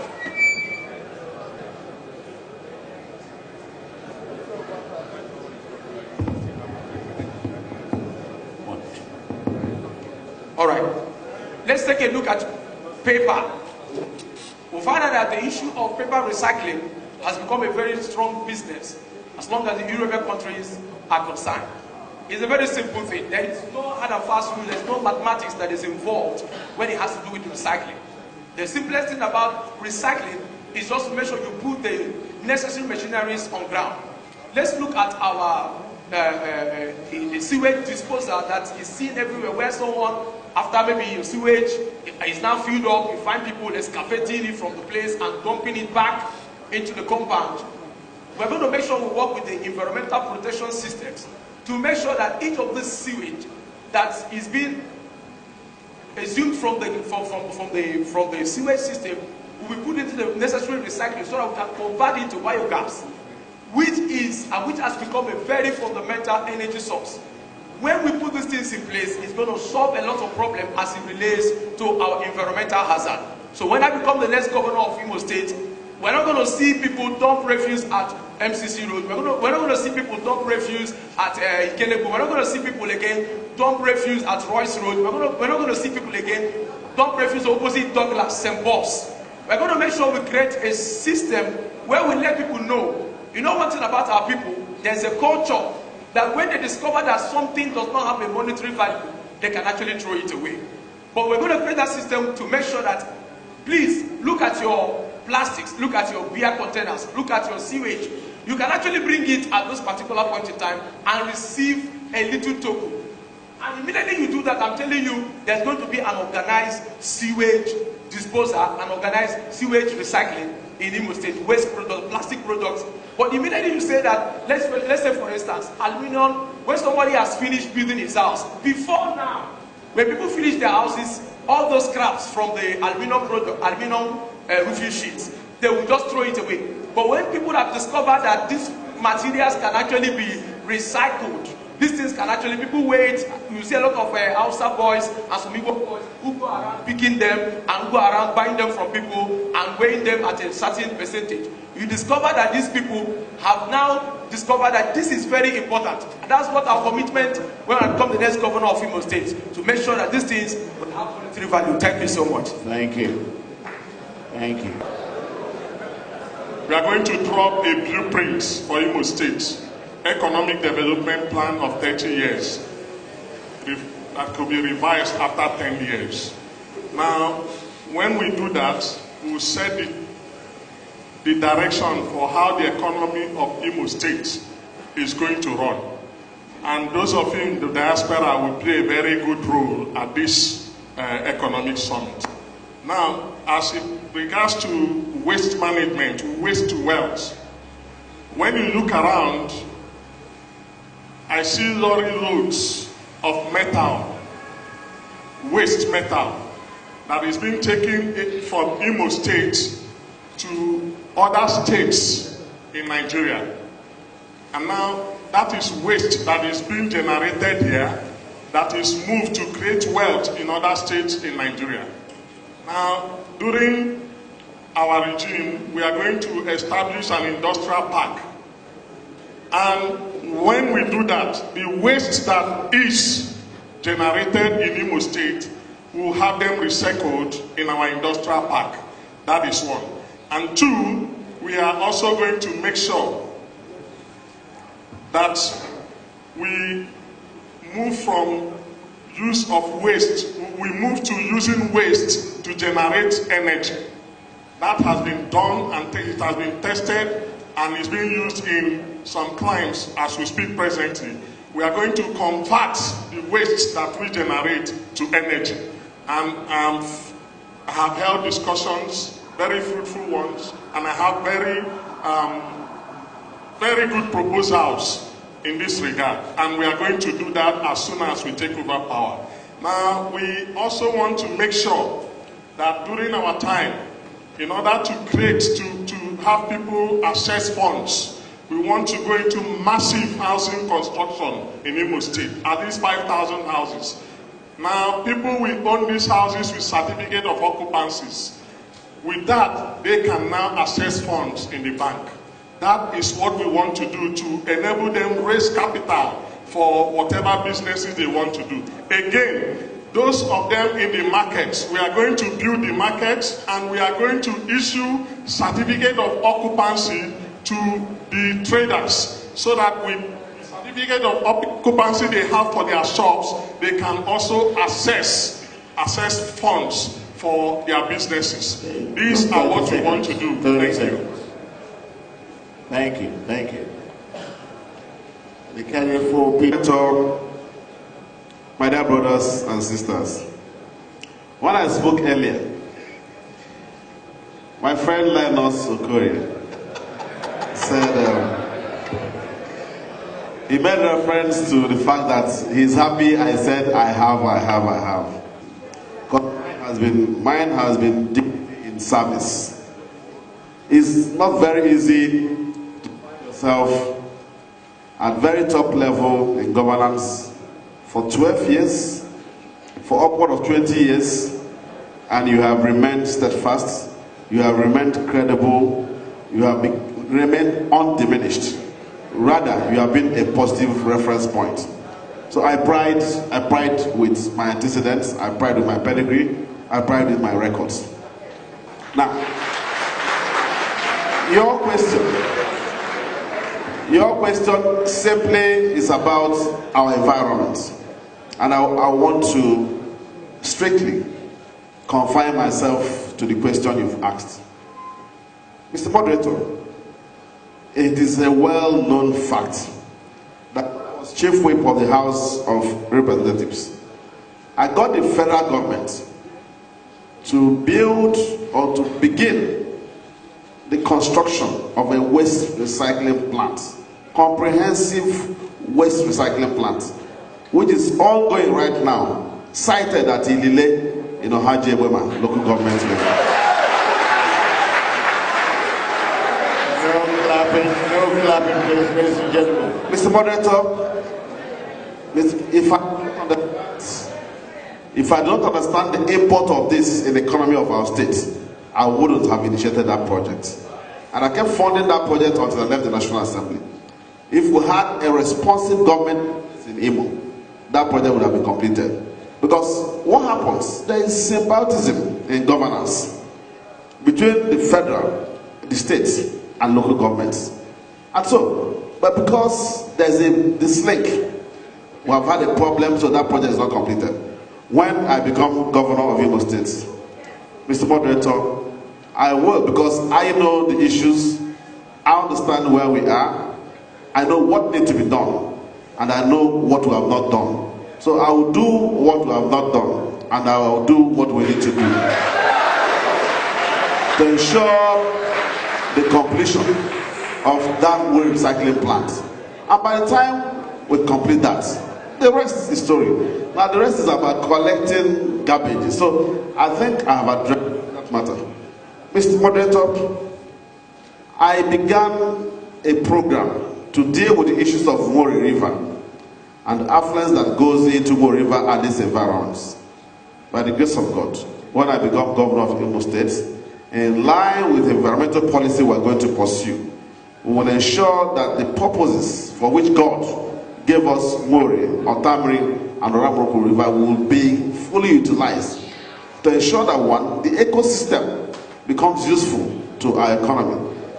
Mr. Moderator, I intend to set up a policy advisory council when I become governor of our state. This council will be made up of experts from within, and of course, you, our brothers in diaspora, who would systematically, from time to time, look into government and government policies and programs for us to proceed.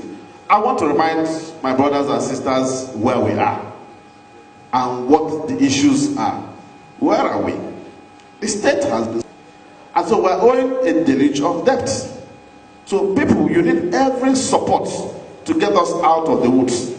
So one thing that is very fundamental is confidence and knowledge. What is important is experience, which cannot wish away. Excellency, you got 30 seconds. 30 seconds. 30 seconds. I will respect myself, Mr. Moderator, because I've delivered the goods. Thank you.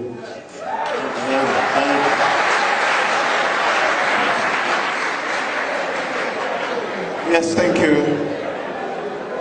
Thank you.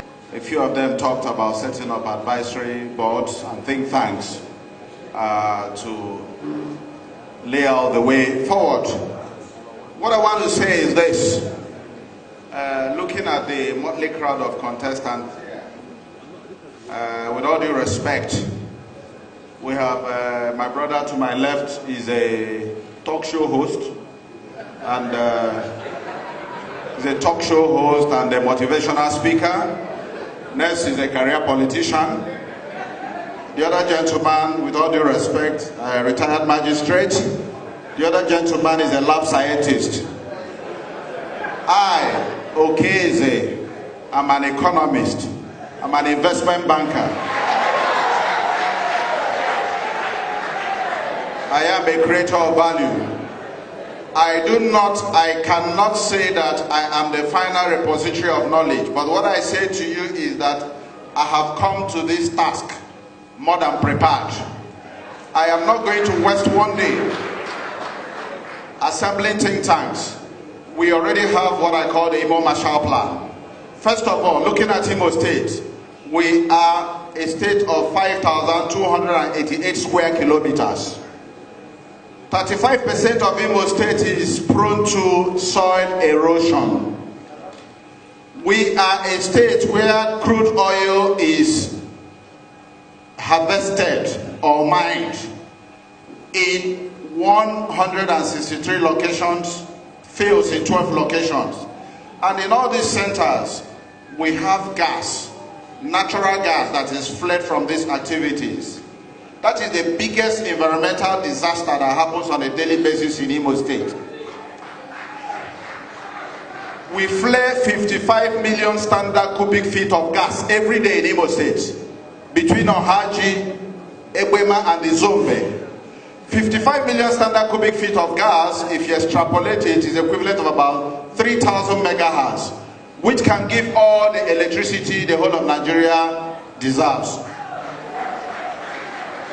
Now, we're talking about waste. How do we recycle waste?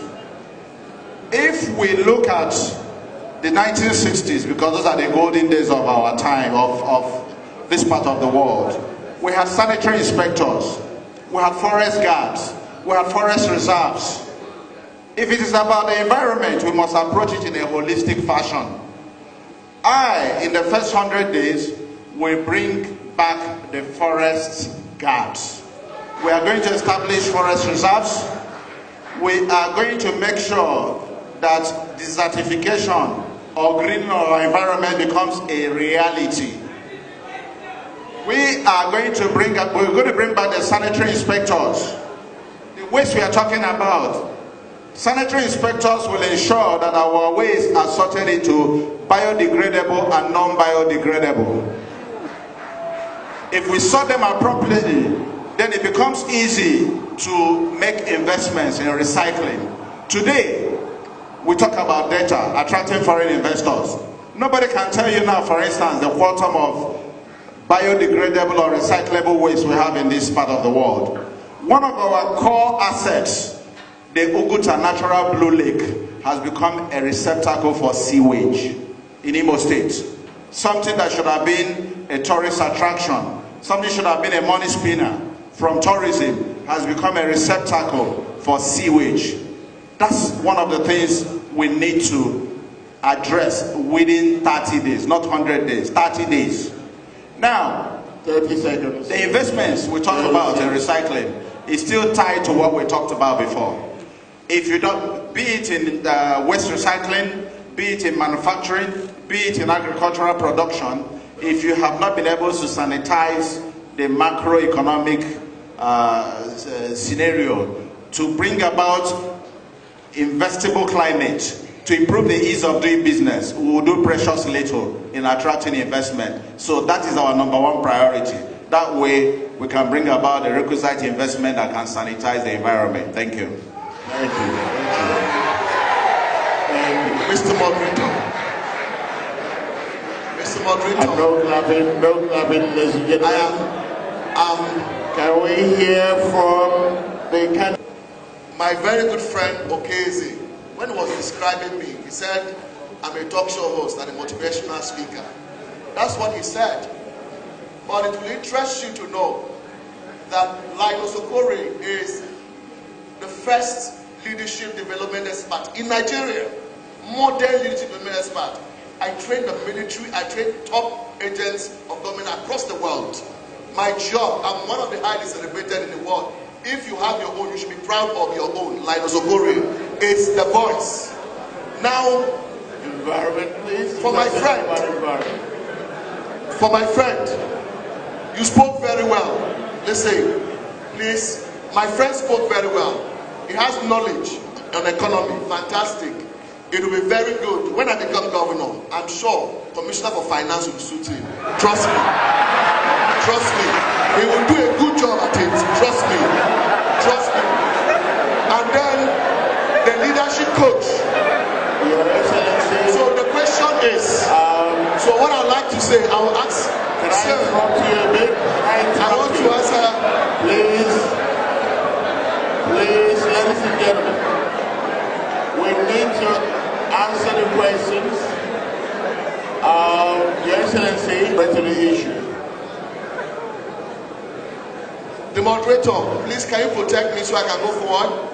Please, thank you. I'll do it for you, but please take it straight from there.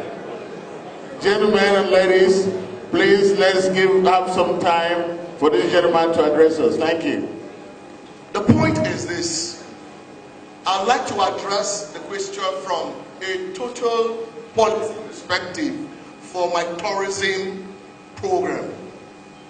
IMO State, in my thinking, qualifies to be a tourism hub of Nigeria. And if it must be so, it means that IMO State has to be a clean state in all ramifications.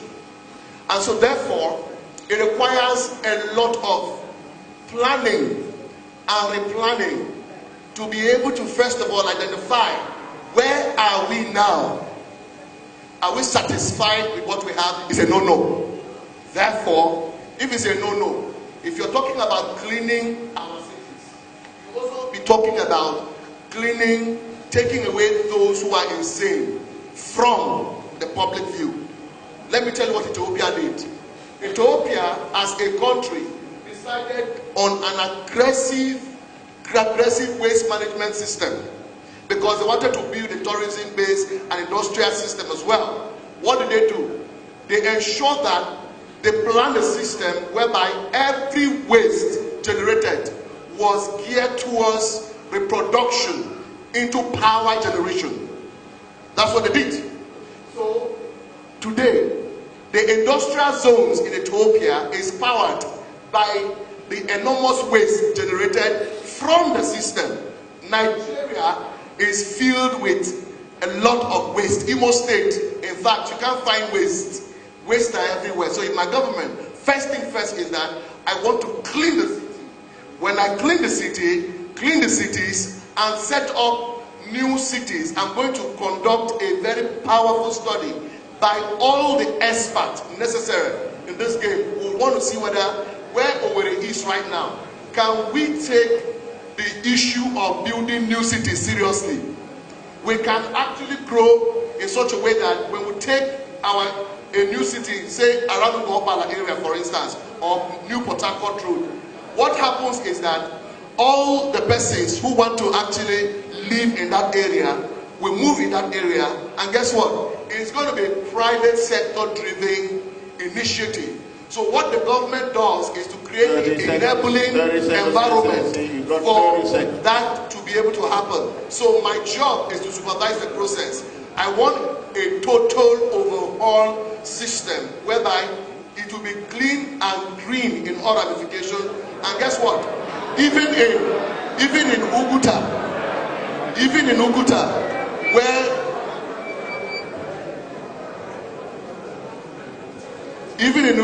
where we find ourselves, Uguta Lake precisely becomes that center of the hub that I'm talking about. So what we just do is that the experts, I am not the expert, I can own up to that. But what I will do is to ensure that the experts, I sit with them, come up with a blueprint. I will execute it to the fullest because I'm an executor. I like to get it done to the fullest. Time up. Thank you very much. Thank you. Thank you. We'll be for two minutes. 2 minutes only. just for reference purposes. Thank you. Please, ladies and gentlemen, I think they deserve a round of applause for the questions asked. The reason why we're limiting the answers for two minutes is because we've got a lot of questions here we need to address. Now, we touched on this issue earlier regarding diaspora. The point is, before the war, the eastern region was the fastest growing economy. There's no doubt where it has changed in terms of hotels and tourism and so on and so forth. But from a diaspora perspective, in terms of remittance, last year, $25 billion were remitted to Nigeria. 80% to the south of England, south of Nigeria, and 60% from the southeast. How do you intend to partner with the diaspora in terms of economic development of IMO State? PDP, please. National Press Club, where I had an international press conference, and we discussed issues of collaboration and cooperation. First, it is my desire that when I'm governor, I will set up desks in various major cities or major countries in the world where our people live. That will help us. One, for them to appreciate how government is working and appreciate their collaboration. It will enable us to deliberately take stock and have a data bank and database of our citizens in diaspora in different parts, their various vocations, professions, desires, and what they need to do, and where they can partner with our state. And Mr. Moderator, you know as much as I do know. And I've said it doesn't help us to speak and talk grammar. Talk is cheap, but doing is yet a different thing. And I said, for me, it's about confidence. It's about pedigree. It's about antecedents. And one thing I have promised every IMO citizen that I will do is that I'll give our people a pride of place. I'll restore the dignity of the IMO man. I'll make you feel like coming back to IMO again. Mr. Moderator, when we set up this desk, I will put in place an environment that you can be confident in. I will take stock of what we have, where we are, and where we need to be. Then it becomes very easy for our diasporans to begin to identify what they want to do, how they want to play, and what we need to do for them. In that sense, you have collaboration. Now, to proceed with that, I will use my understanding and knowledge of government to again push through an executive bill that will get the legislature to buy into it so that it becomes an existing legislation that we can play with. Thank you. Thank you.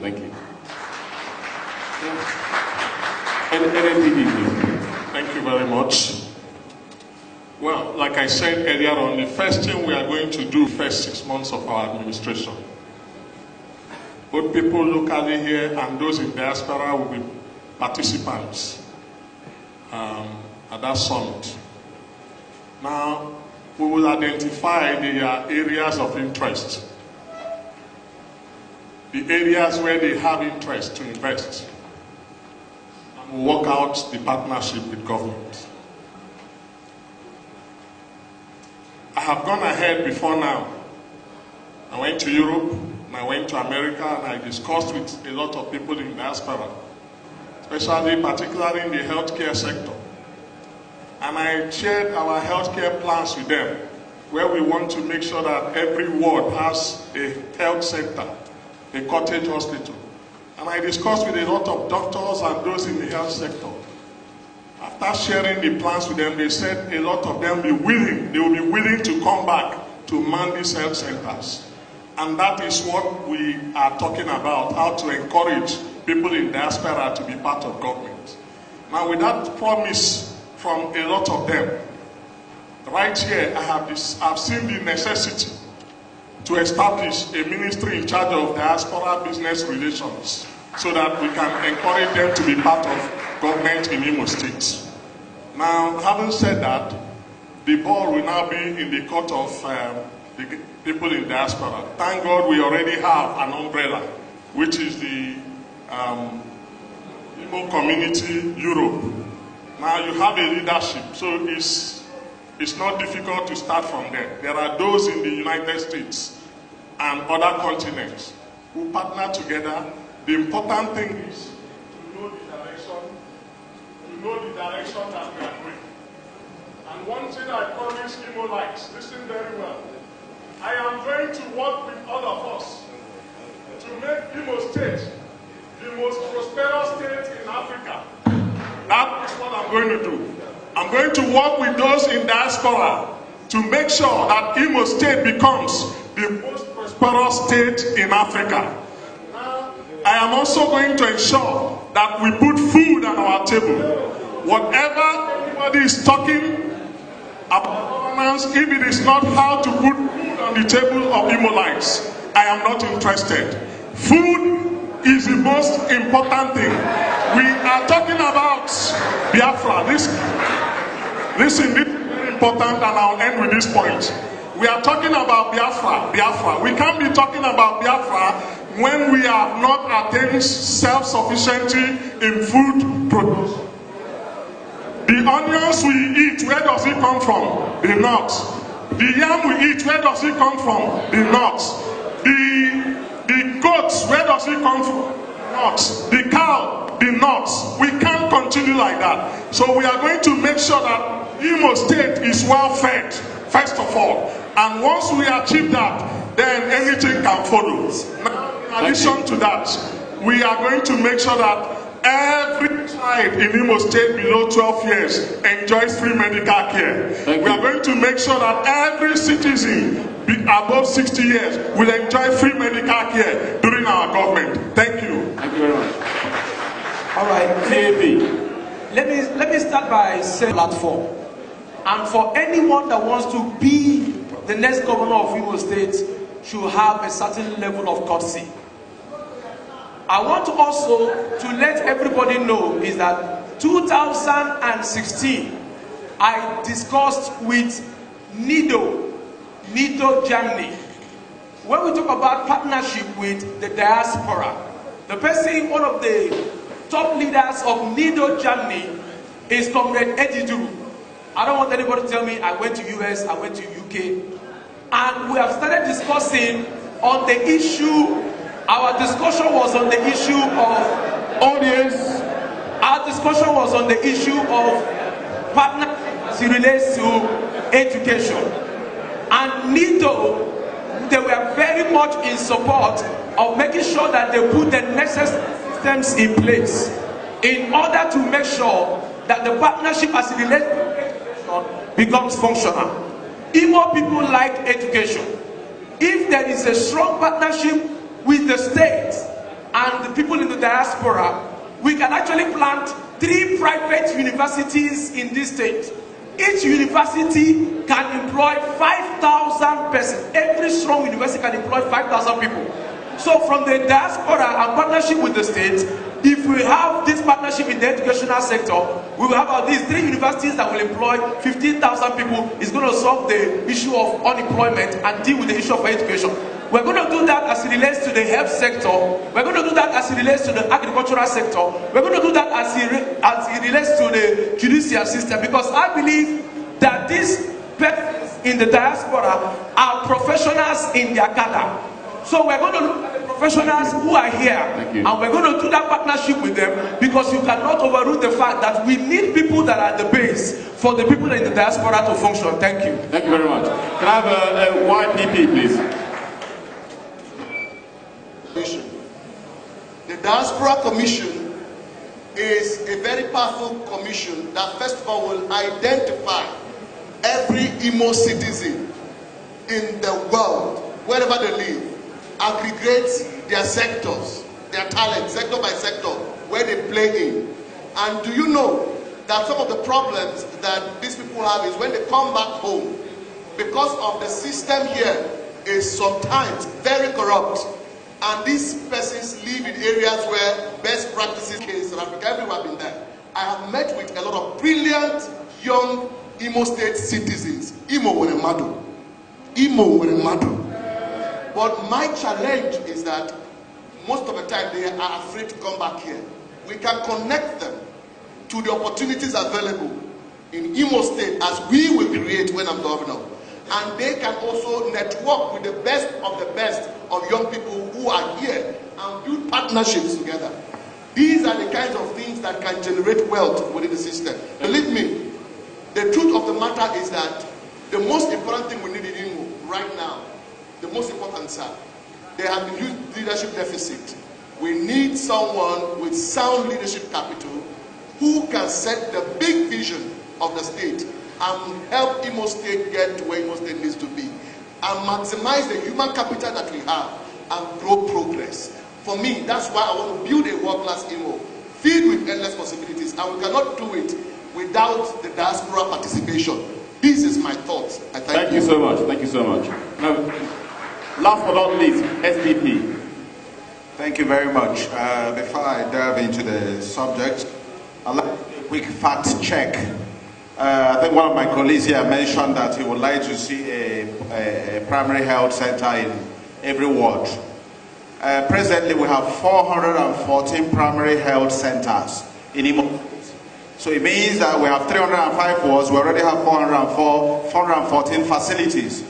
So we have coverage, though how they are run is another issue.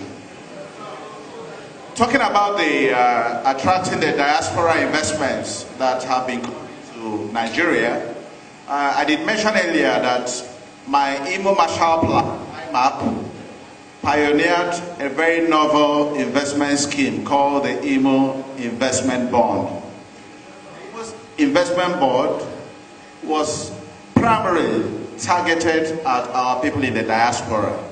And you would notice that a common thread that runs through most of the other presenters is that they said they will set up, they will advise, they will see how this can be done.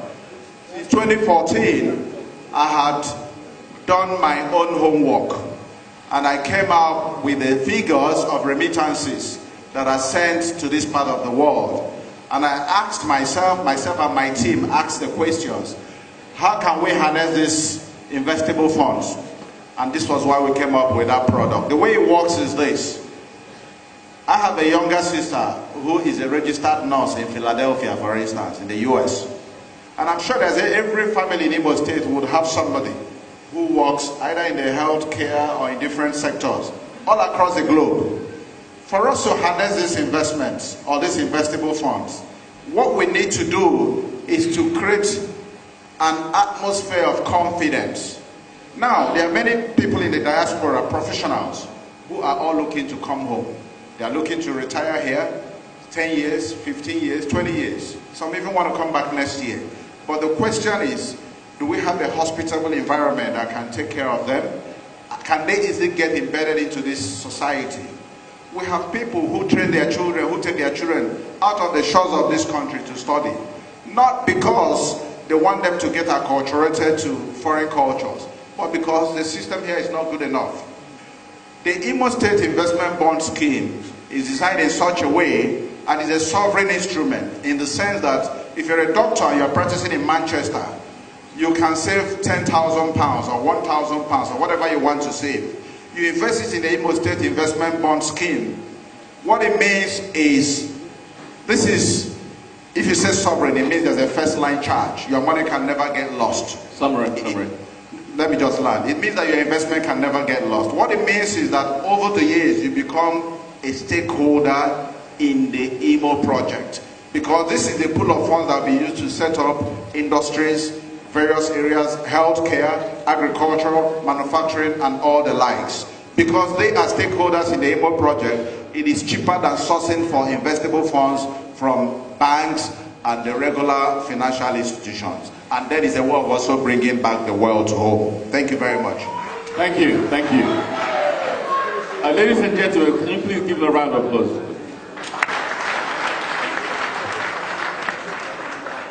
Thank you very much, Your Excellency. Ladies and gentlemen, we have to those of you that submitted the questions. Some of these questions are addressed to the candidates directly.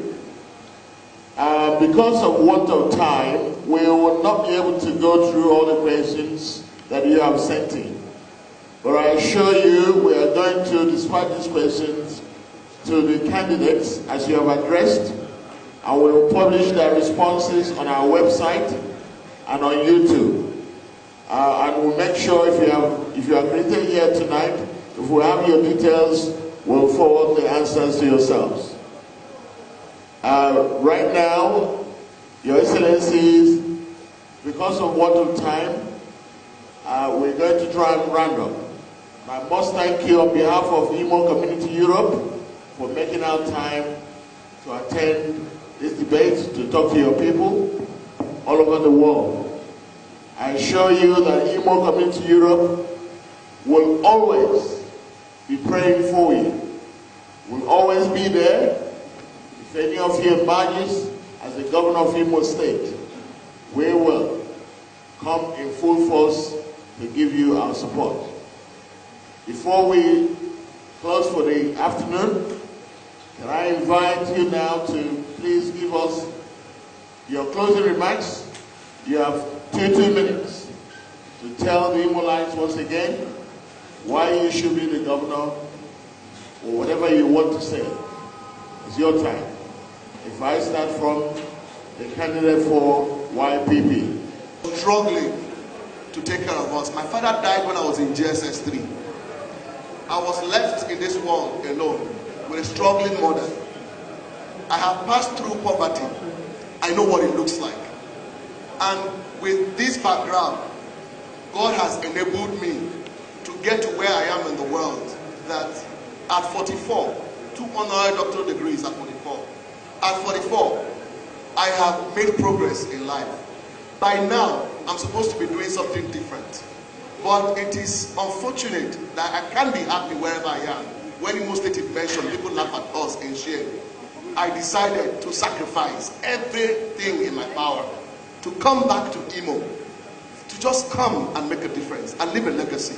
To be very honest with you, if the heart is not clean, if the purpose in the heart is not clean, if the heart is not selfless, if the heart is not visionary, there is no amount of commitment that will make a difference. Linus Okori, for 1 year I've been in IMO State, traveling everywhere, talking on radio everywhere, trying to tell the people that we have to retire those who have kept us where we are today. That is my thoughts, that everyone that has been part of those that have messed us up as a country, as a state, we will end their politics and enthrone a politics that is visionary. I will provide great vision for IMO State, and I will lead a cause to leave a legacy that never in IMO will make without honor lead us again. That if there is anything I can offer this state is leadership. Audience, please, audience. By the special grace of God, by the special grace of God, where Desam Bakwe stopped, Linus Okori, God bearing me witness, when you vote me your governor, I will make a difference. I will leave a legacy, and I will touch the soul of everyone in this room, in honor of my father, in honor of my mother. I thank you very much. Thank you. Thank you. Keze is somebody with an impeccable track record. Beginning from the age of 20 years, when I graduated as the best graduating student in my faculty, University of Nigeria, Nsukka, I was hired by 4 multinationals. Even before I could finish writing my degree exam, USCN, Unilever, Atto Anderson, and Citibank. At the age of 20 years, I went into the corporate world. At the age of 28, I became a full-blown manager in Citibank. At the age of 35, I became an assistant vice president. I started heading the public sector infrastructure and telecoms department, handling budgets that are bigger than the budgets of many African countries. I consult for multinationals, and I have consultancy work for one of the fastest growing economies in Africa today, the Republic of Rwanda. What I'm saying is this: I come to this position with very rich and impeccable pedigree. Please do not take his time. My simple request is this: we cannot continue to garbage in and garbage out. Governance in IMO State needs to go from analog to digital, from digital to artificial intelligence. This is where the world is now. We can no longer recycle career politicians. The time for competence, for meritocracy and quality is now. This is what Okeze and the SDP will deliver. Thank you.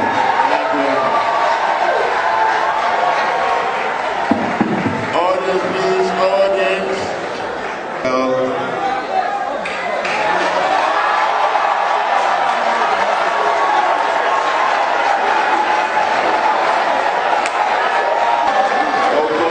Please. For this opportunity, for this thoughtfulness. The name Emeka Ihedioha rings a bell positively for good things. I am tested. I have been tried. I am known as a man whose word has been his bond. And I say this, Mr. Moderator, it is very difficult to play at the level I have played, and you still are seen as a good man. Mr. Moderator, I thank God for the privileges I've had in life. So today, I am a commander of the Order of the Niger. Mr. Moderator, an honor given to me by the Federal Republic of our country, by virtue of my accomplishments and attainments. What we require today, Mr. Moderator, my dear people, is that 2019, which is the way we are in, is 1 year we cannot afford to joke with. It's a year we need a man with multiple capacities. I am a repository of positive capacities. I said to you, Mr. Moderator, in my years in governance, I have attracted several projects in virtually all aspects of human endeavor into our state. I take lead in human capacity development. I take lead in infrastructure and institutional development in our country.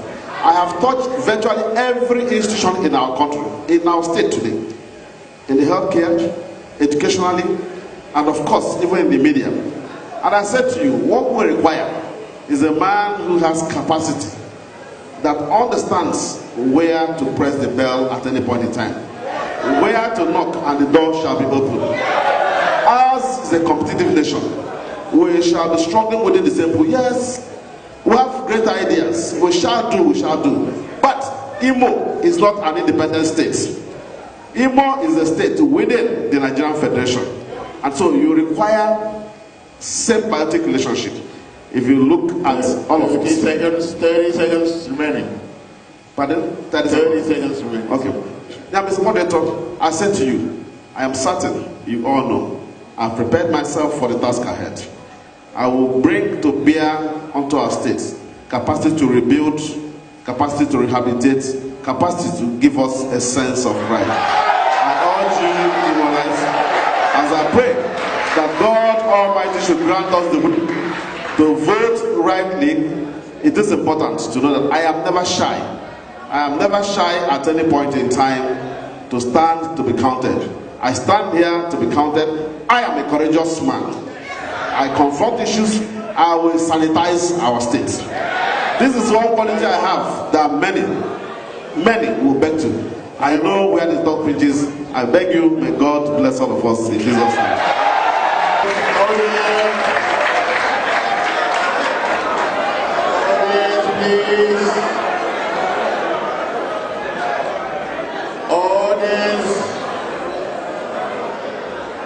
I thank IMO Community Europe for putting this together.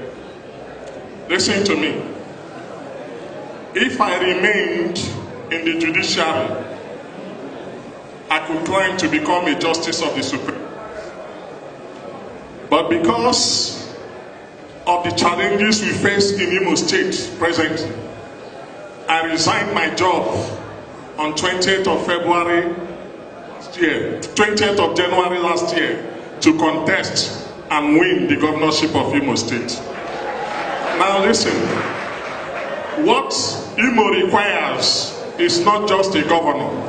What IMO requires is a leader.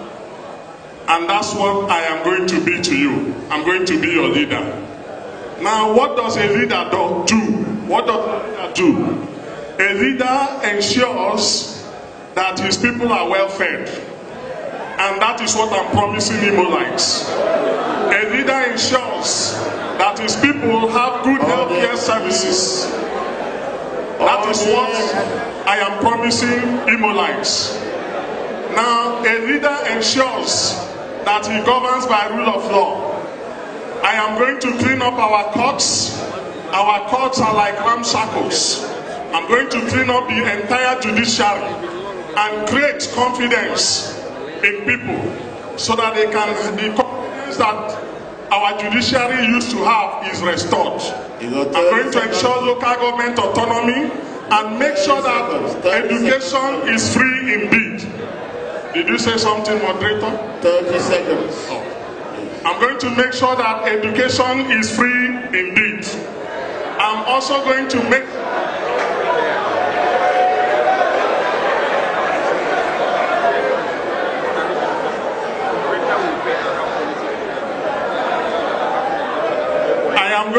sure that those of us who are in diaspora they have opportunity to be part of government by establishing a ministry in charge of diaspora business and appoint somebody from amongst those living in that as a commissioner. That is what we are going to do. We are going to establish an industrial park and ensure that we run a knowledge-based economy. That is IMO community in Europe for this wonderful opportunity. I want to let everyone here know that 2019 on the second day of March is going to be a decisive moment for each and every one of us. And the only political party that you are permitted to vote for is Change Advocacy Party. I want you to know that I, Reverend Barrister Ikenna Emmanuel, I have lived in this town for 41 years. I warned Igbo people in 2011, and I'm warning Igbo people again. If we make the mistake of recycling chartered politicians, we may regret. I want Igbo people to know this, that my Faster Igbo project and the Human Dignity Tripod Vision is committed to the people. Until we give attention to the people, we cannot have a strong Igbo. I want us to know that there is no other person that can feel the pain of Igbo people except someone who has been on ground. A lot of persons who are coming out to contest for this position, immediately after this election, they will be at Abuja. They will be Senegal or any of those places. But I'm going to be here with you. I want you to know this, that come 2019, when you make me the next governor of IMO State, 30 seconds. I have the feeling 30 seconds, and I understand the way we need to drive the process. Audience, please, audience. How can you say you want to be the next governor of IMO State? You don't know where is Mere Street. You don't know where is Amigo. You don't know where is Kaha Street. How do you want to become the next governor of Imo State when you don't know where they hinterlands, where they collect phone at Douglas Road? How will you know Morie Lane? You don't know Morie Lane. You don't know Amigo, and you want to be governor. When you vote me as the next governor of Imo State, I understand the train. Thank you so much, and God bless you. Audience, please, audience. Ladies and gentlemen, answer. It is very obvious there is only one person who will occupy the seat of governor of IMO State come 2019. And right now, we have 5 of you. And our prayer is that the next governor of IMO State, hello. Our prayer is that the next governor of IMO State, come 2019, should come among 5 of you.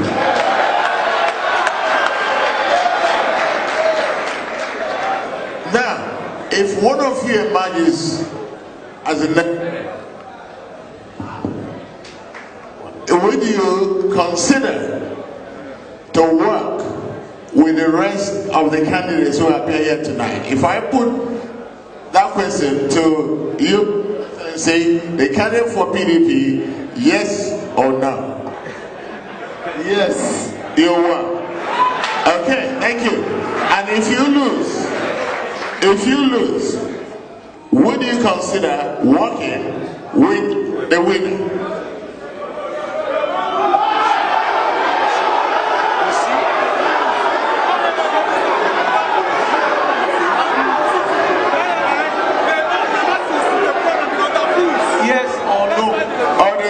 Audience, yes, that's good. If you win, would you consider working with the rest of the candidates who are here tonight for the betterment of IMO people? Yes, you will. And if you lose, would you consider working with the winner? Yes, that's good. Thank you very much. Yes, yes, yes. This is my man, anytime, any day. Thank you, thank you, thank you, thank you. Commissioner for Finance. Thank you, thank you.